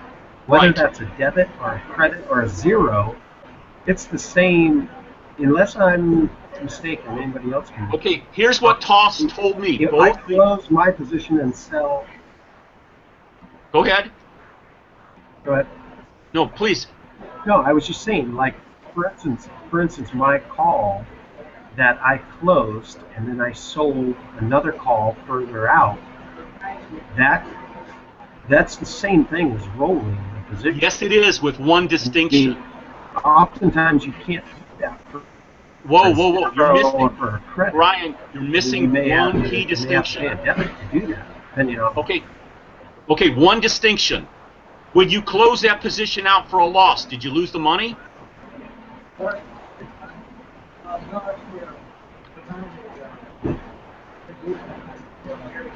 When you close that position out, you've lost the money, right? Can you hear me? Yes. Yeah, I can hear you. Hello?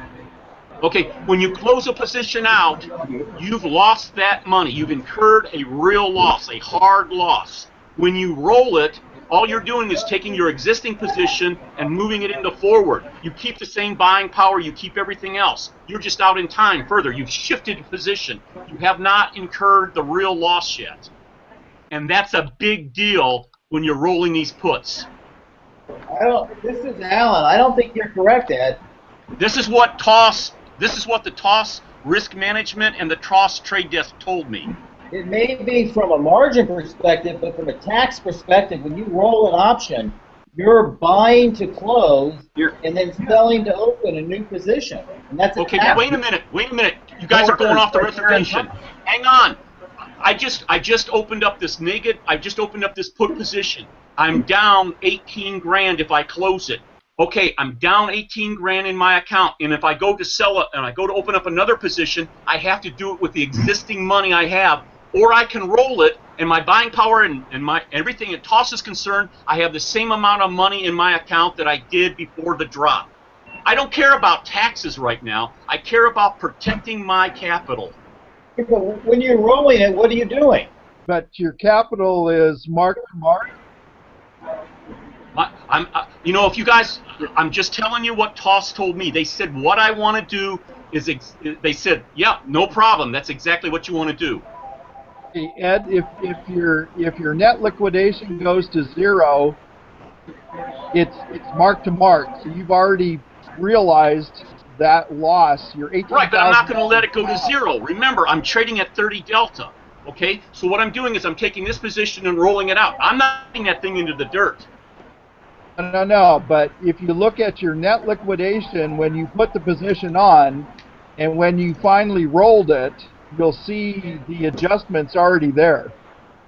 So when you roll it, you close the existing trade and then you put on a new trade. It doesn't matter if you do it in one fell swoop or if you do it in two separate trades. It's just easier to do it.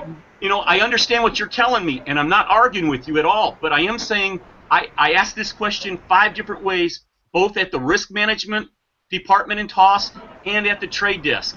And they said, yeah. And I said, okay, so how do I know this? And here's what the risk management's responsibility. Well, right now, this is all theoretical until you have the loss, isn't it? I'm saying, yeah, I don't like that. They said, this is how we look at it. You're not going to have a problem. Now, I understand what you're telling me, and that was my concern too. But when I talked to TOS and I asked how the game is played, what's the rules of the game, and they said this is how it's done, I'm saying, okay, I'm going to go by your rules, not what I think, but what you've told me. Now, if you're saying, Ed, you better go get that in writing, somebody send me to the right department with the right questions. I'll come back with it in writing. I can only tell you what they told me.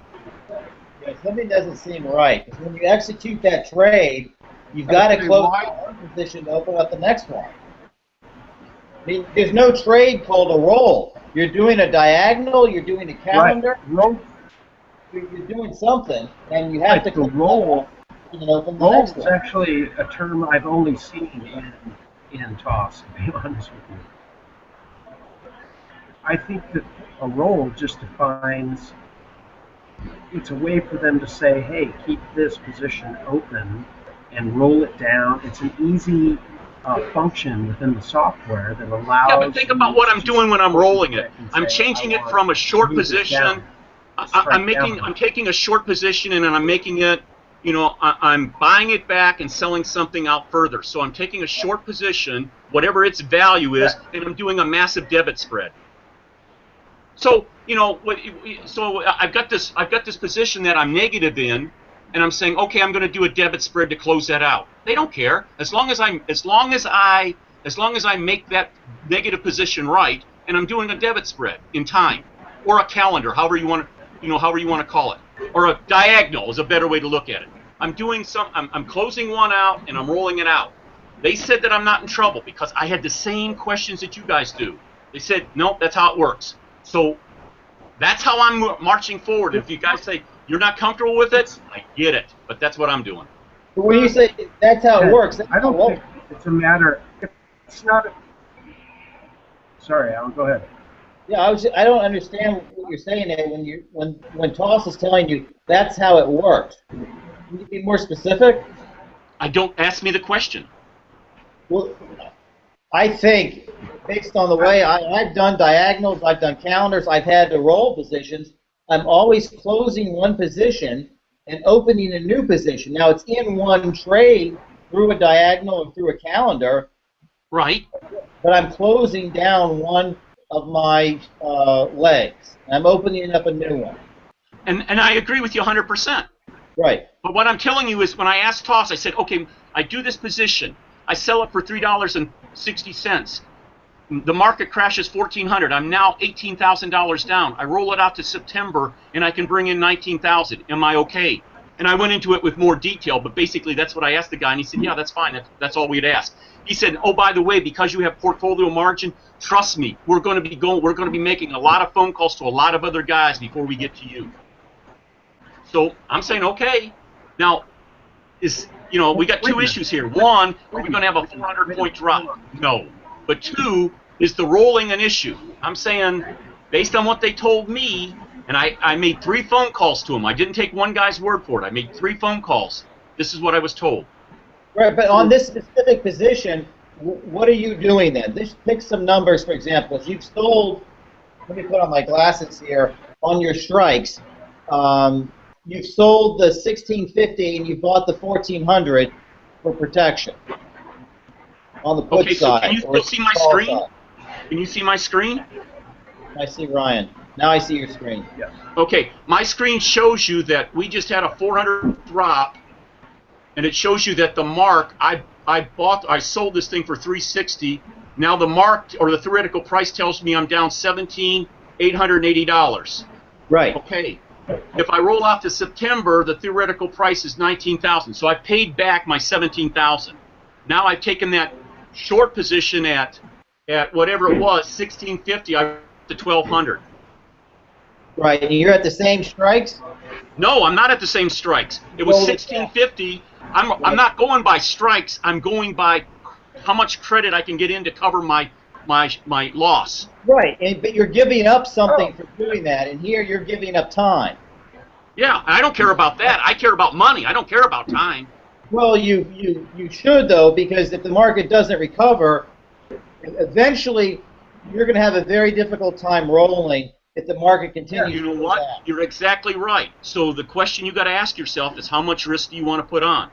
I'm willing to put on this risk to do this trade. Because I do not believe that SPX is going to go from 2,000 to 0. I don't believe that. If I did, I wouldn't be in the market. Right. I agree. To me, it's easy. And like Ryan said, there's no particular day where the market crashed more than 100 points. Right, Ryan? Correct. You said there's no day in the past umpteen years where the market, SPX, went down more than 100, it crashed more than 100 points, correct? That is correct. So I've shown you a day here, worst case scenario, where it crashes 400 points. So I've gone out, to the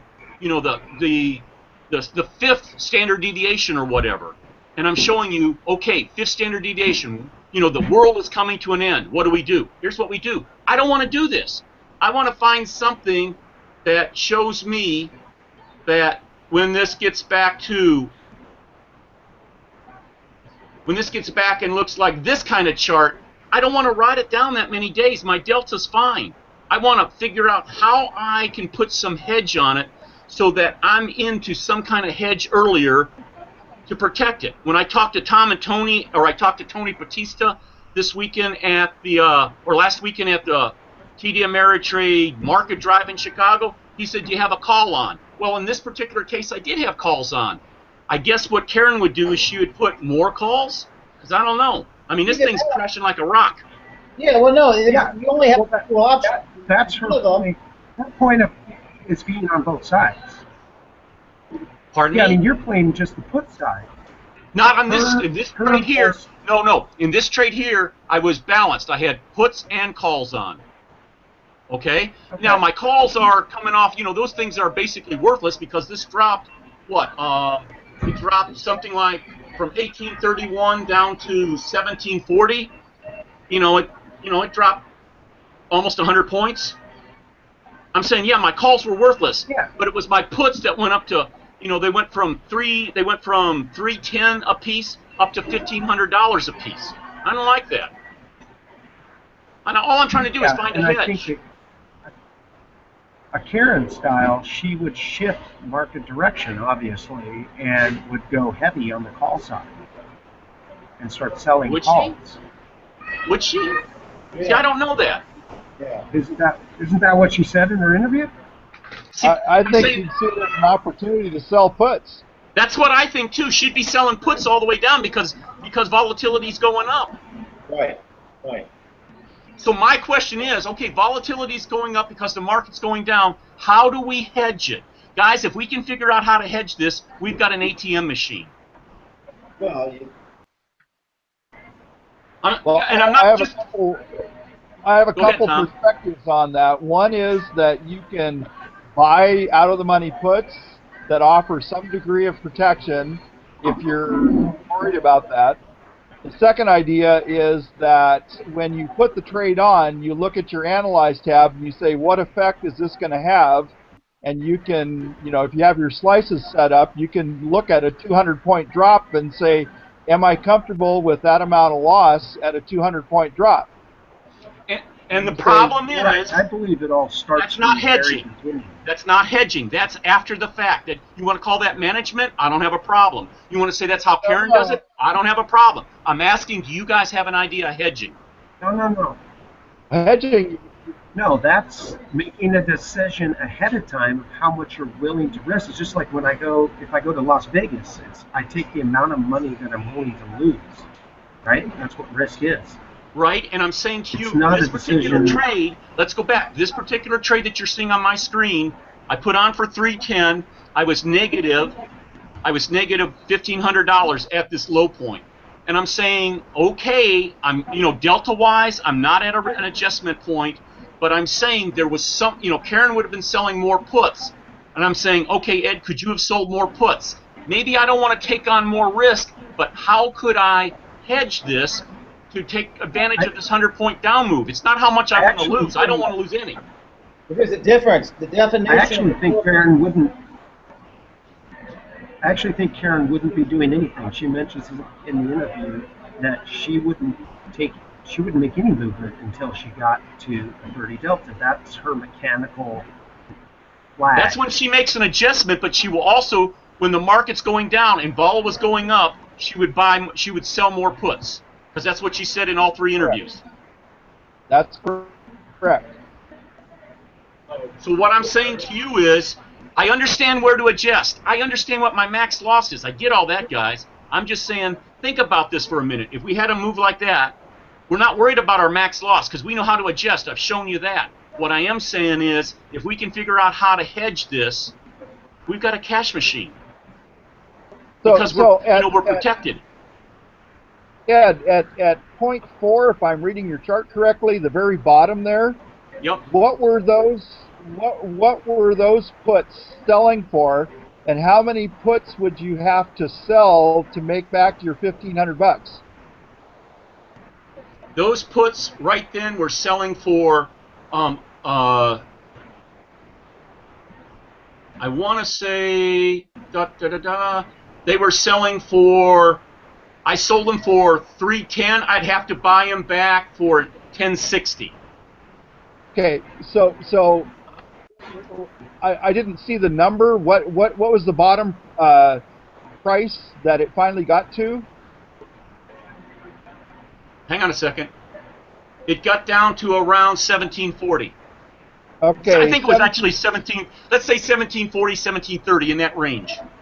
Okay. What were the 1700 puts selling for? You know what? I'd have to go back and look, but considering mine are selling for, my 1575s are selling for 1060. You know, I can go back and pull that up on ThinkTank, but I got to believe they're trading for a heck of a lot more. Well, you know, the idea is if you're down $1,500, you sell enough of the 1700 puts. Sell or buy? Sell. Why wouldn't I buy?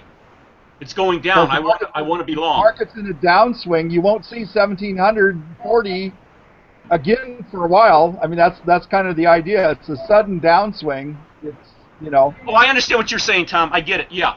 I'm saying that normally what I would do is I would pick up, I would say however how many deltas I had, and I would try to delta, I would try to do that many deltas with a position to cover it. No, I'm now, if I'm talking, selling something, why wouldn't I sell? When the market has a big move like that, you look and you say, well, I'm down $1,500. If the 1700 puts are selling for $3 or whatever, then how many do I have to sell to make that $1,500 loss equalize back out? When the market goes back up, you reap double rewards because your original position that still isn't threatened, still has theta decay, will continue to come off, and you're scoring big time with the puts you just sold at the market extreme at the bottom end.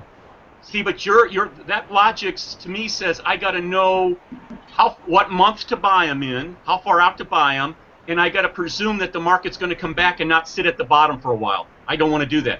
I'm trying to figure out a different hedge, guys. And you guys, hey Ed, that's great. When you figure it out, let us know. We'll be happy, and that's fine. I'm just putting this out there because I can handle all the other risk. This is the one that I'm trying to conquer because when I can do this, I can jack up my contract significantly.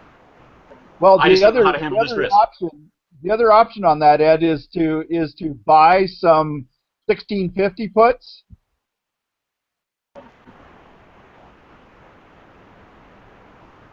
How many am I going to buy, and what time frame? Well, go to the Analyze tab and start dialing them in and see where you get to a position that you're comfortable. Yeah, you run all this stuff off the Analyze tab. You can dial it in and say, okay, let's see, I'll start with 5. what does that work? Okay, let me try 10, let me try 6, how about 13, you know, whatever it is, and you just dial it back and forth, and you say, okay, that's the sweet spot, I'll just do that. Okay, so my next I question mean, it is, almost sounds like you could pairs trade it with the VIX as well. I mean, there's also those hedge strategies. I'm not, you know what? I don't understand how to trade the VIX, and to be honest with you, I don't understand pairs trades well enough, and I don't think I got the money to do it, to be honest with you. They scare me, but okay. Pairing stuff doesn't scare me, but those ones do. I don't know why, guys.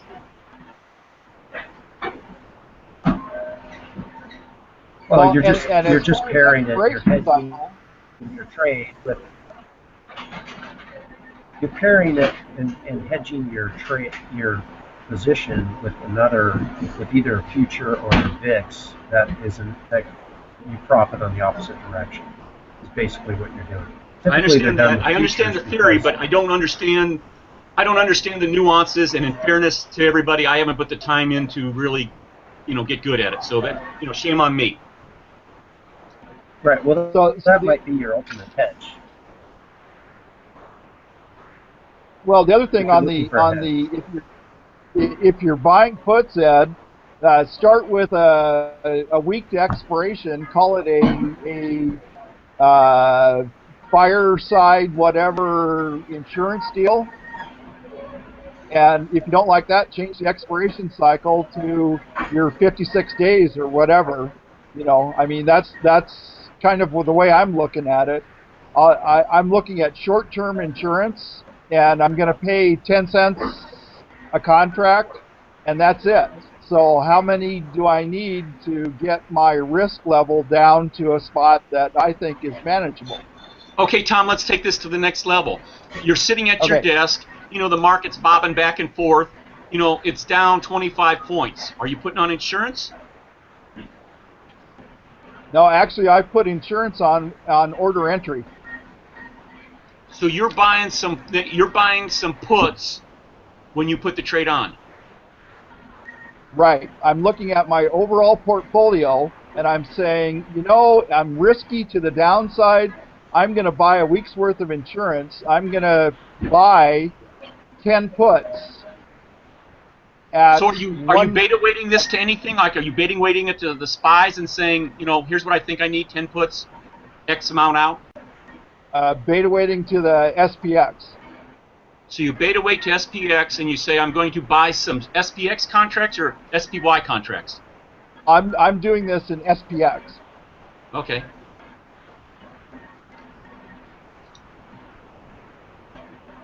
Okay. So I do it based off the Analyze tab. I look at all the slices, and I say, if it drops 12% and goes 100%, 100 points below that, I'm out $500,000, and that's too much. I only want to be out $300,000. Okay, so I'll buy enough puts to adjust that number up and say for a week I'm going to spend $500 in insurance, or for 2 weeks or whatever. Okay. I understand what you're doing. That perfected, I'm just throwing this out as an idea, but I'm sitting there saying, okay, what's the risk?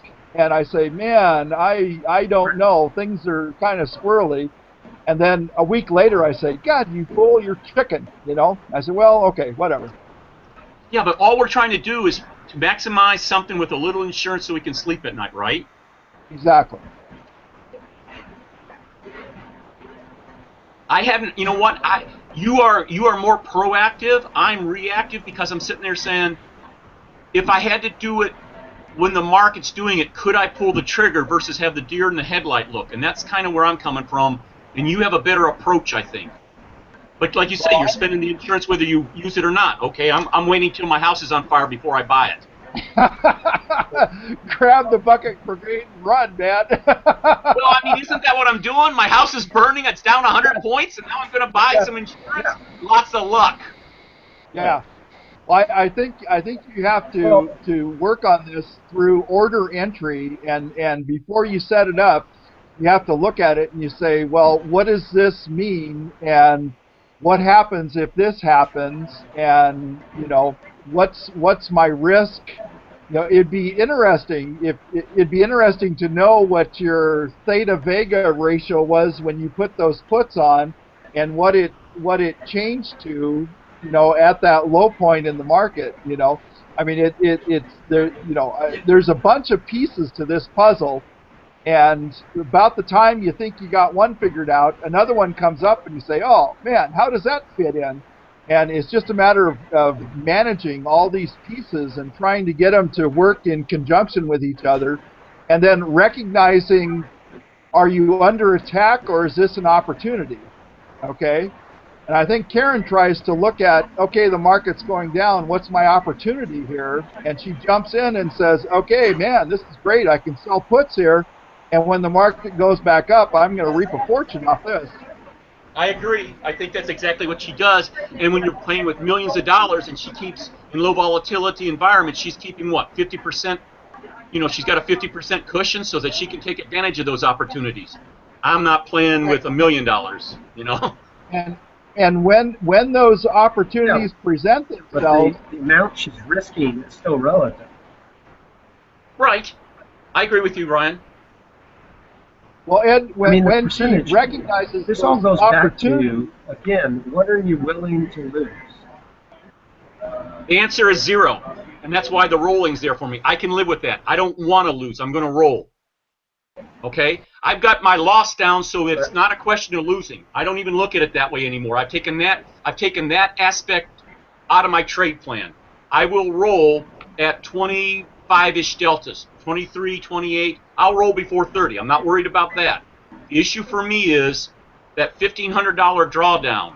There were 2 opportunities there. There were 3 opportunities, and I didn't take advantage of any of them. 1, I did not close out my calls. I should have. Number 2, I did not sell more puts. I should have. Number 3, I didn't sell more calls. I should have probably done that. And number 4, I don't have a hedge. I want that. I'm just looking at how to maximize stuff, guys. Yeah, I think the hedge is to buy some delta 0.38 puts or something, and see how that goes. But you know, when I was going to say that when Karen is 50% most of the time, but when these opportunities present themselves, she goes 70-80% fully invested. You know, I mean, she's basically all in. I'm not sure how wise that is, but you know, she said she's up to 70% sometimes, and I look at it and I say, okay, you can do that for a short period of time. If it's going to expire in a week or whatever, or if this is a short-term blip or something, okay. And while you're correct that charts give you historical perspective, you can see consolidation. Okay, it doesn't tell you, you know, what's going to go on, and then you can go back to the Analyze tab and look at a 2 standard deviation move. How many? What was the expected move, and how far did it actually go for that expiration period? Okay, and let's say that, you know, again, using standard deviation, 68% of the time it's going to be within 1. 2 standard deviations, it's going to be in 95%. It's going to be in that, you know, that certain range. You know, maybe this 100 some point move was in that standard range. I don't know. I can go back on the ThinkTank tab and figure that out. You're right. So on your slide there, Ed, up at the top, it says that 20% volatility. What's the 1 standard deviation move? Just to the right of it in parentheses? Just to the right of this. This is the day. This is after. Well, let's go back. Let's go. You're asking a good question. Let me go back 1 slide. Let me go back. Is this the date? Yeah, this is the date. I put this trade on. My short position was 1575. It's got a 14%, IV. The plus and minus was 81. Okay, and what's the stock price? Stock price is I'm going to say the stock price was 1828. So round it up to 1830. Subtract $80. You should be around 1750. It went to 1730. Is that a big deal? No. Okay, you should expect the price to go to 1730 when you put the trade on. Why 1730? Because that's the one standard deviation move. No, one standard deviation move would have been somewhere around 1830 minus $80 is somewhere around 1750, right? Yeah. Okay, so if you say you should expect it to go down there, okay, and you say, well, you should expect it to touch there more than go down there. Okay, I grant you all that. That's legit. I get that. So that's why I'm not worried about, and I understand how to handle it so there's no loss. I just want to figure out how to make money if it's going against me. That's all. That's all this is about. Okay, I believe in the Karen style. Okay, and I put that in quotes. In the Karen style, the way you make money on that is when it goes down, you sell more puts and you capitalize on the move. Right, and that's kind of what I'm thinking too. I'm just trying to figure out.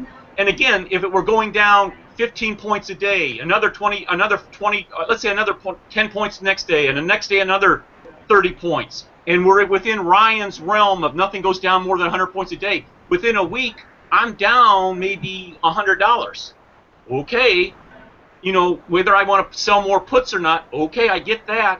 But what I'm saying is I'm sitting here at my desk and the thing drops 100 points. In other words, we get the flash crash.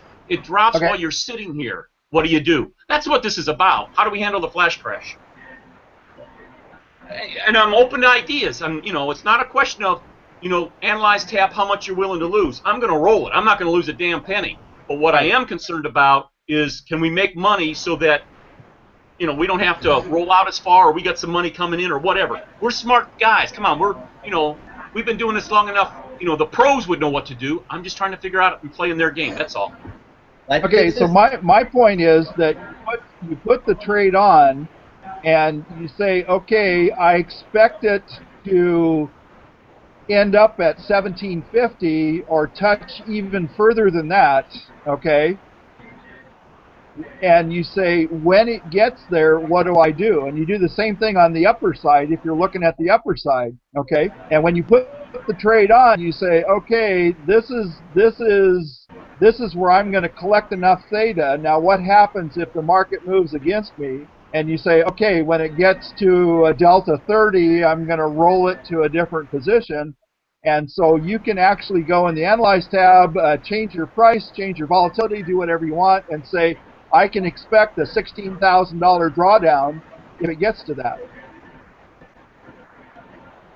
And I'm comfortable with that because I can roll it and get $17,000 and I'll come out net ahead $1,000. Yep, I understand all that. That's not the issue for me. The issue for me is when it gets to that 20 delta, 30 delta, whatever, I got the rolling down. That's not a problem. Okay. The problem is I'm sitting here and the flash crash happens before my eyes. What do I do not want to sit here with the deer in the headlight look. This is Alan.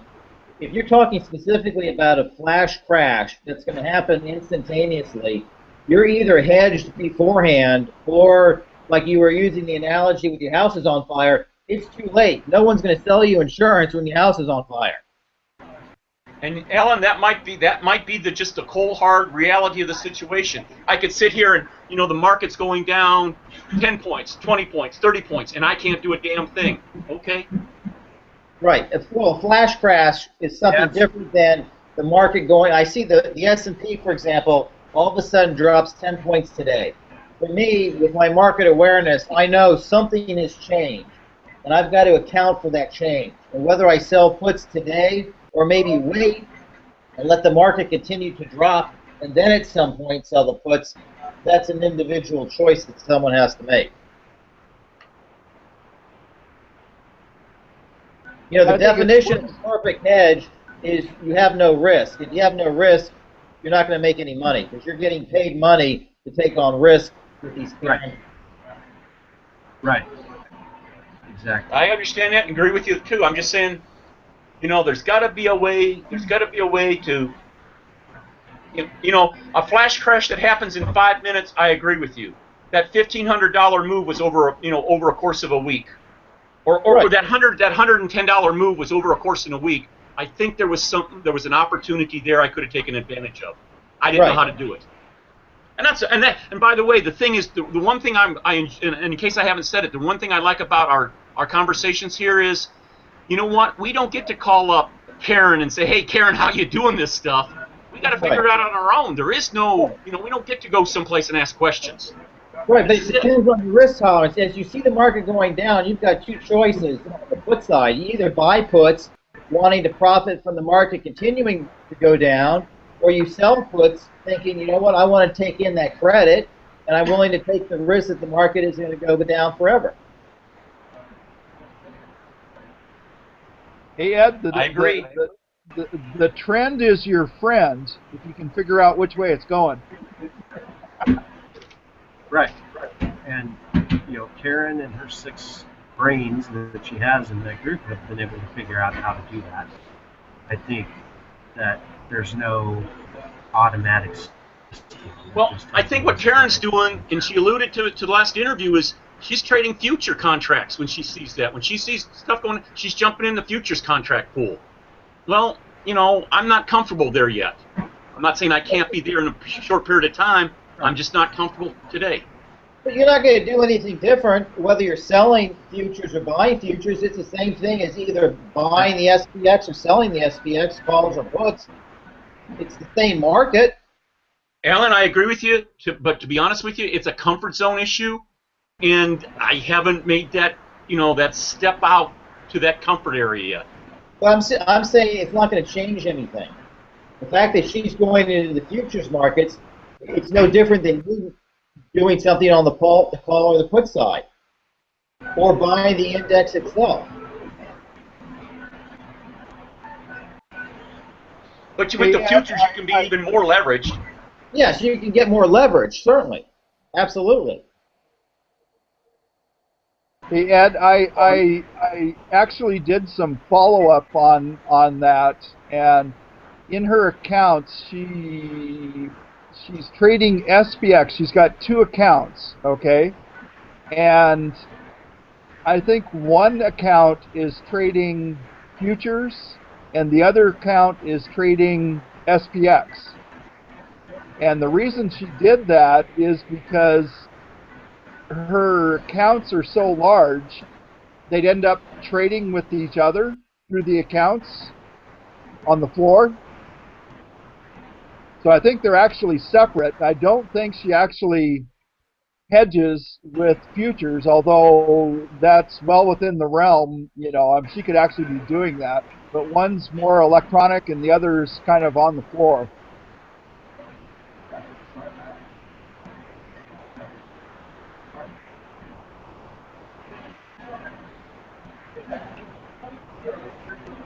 Well, good food for thought, I guess. Definitely. As a result to that, I try and manage and hedge and do whatever within the SPX rather than looking for something else, And I've kind of been looking at the Russell, but it's not quite as rich. But anyway.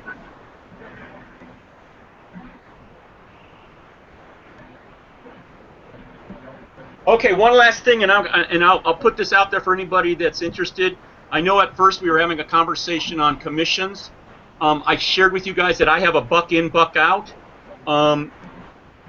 If anybody's interested, I'd be more than happy to help you, but you got to be willing to do one thing to get this. And the one thing you have to do is you have to open up a brand new account through Tasty Trade. For $2,000 or $2,500 or whatever it is, you open up that account. I can get you a buck in, buck out, and then within 30 days or whatever, you call Toss and you say you want the rest of your accounts grandfathered to the buck in, buck out. If you want it, you don't want it, no harm, no foul. Doesn't matter to me. How does that work, Ed? When you say a buck in and a buck out, what does that mean specifically? Means you're doing. Let's say that you were selling some naked spies and you did 10 contracts. You have $10 in commission and $10 out. So if you do 30, it's $30 in and $30 out. Right. And if you do let's say that you're doing 30 contracts and they're a spread, you got 60 in and 60 out. Yeah. Now you say, well, wait a minute. You know, Just a that dollar. program that Ryan was talking about at let's say at $7.75 a contract is cheaper. Yep, it is, but I'm not trading 30 contracts. Right. I'm trading right. below 10. Right. Yeah. And like I say, I mean, this is something I'm just putting out there. You know, I've probably helped over 30 people get the rate. If you guys want it, great. If you don't, no harm, no foul. I mean, hey, it is what it is. Hey, Ed, what if I opened up my account through Tasty Trade? Right? I mean, doesn't TD see that and say, hey, you're just opening up another account? Or you have to... The answer to your question is, I have kind of, in case you can't tell, I'm a guy that likes to tweak things, right? You've been able to tell that so far, right? I have tweaked it a little bit so that, you know, Tasty Trade gets a bite, and Toss says, oh, it's coming through Tasty Trade, but this commission is what Ed gets, and this is one of Ed's buddies. Look at it that way. You're an Ed buddy from that point. I don't know anything about, I don't know how much you have in your accounts. I don't know account numbers. I don't want to know that. Don't need to know that. I know that you need to open up an account, get it funded with $2,500. You send me an email with the name on the account and the city and state you live in. I call up my contact and says, hey, contact. And they say, yeah. I said, one of my friends opened up an account and need my commission. They say, let me check. And they call up and say, yeah, Ryan? Yeah, he's in. Ryan, where do you live? Me? Yeah, where do you live? Where? Phoenix, Arizona. Oh, Ryan lives in Phoenix, Arizona? Ryan Smith in Phoenix, Arizona? Yeah, I see he just opened it. Okay. He gets a buck in, buck out. Tell him it'll be ready tomorrow. Okay. Okay, gotcha. Again, I don't know anything about your information. I don't know anything about accounts. I don't want to know that. I don't want to know money. I don't want to know anything. All I'm saying is, you know, but you have to open up a new account through Tasty Trade. I don't care whether it's an IRA or cash. Okay? That doesn't matter. It just has to be, you know, it can't be an existing account because the program doesn't work that way. Okay. All right, sounds good. Well, if anybody wants to take advantage of that, I think they can email you directly. Right. I mean, you know, and again, it's, you know, it's opening it up in Tasty Trade, and once you have it open in Tasty Trade, you just let me know. But it's got to be funded. Do you want to throw your email into the chat window? Do you know how to do that?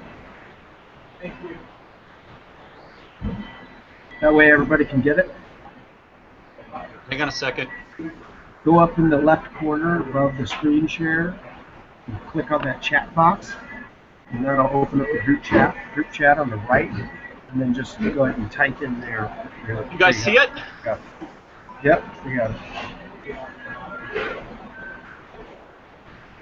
Okay, guys. Good meeting today. Yes.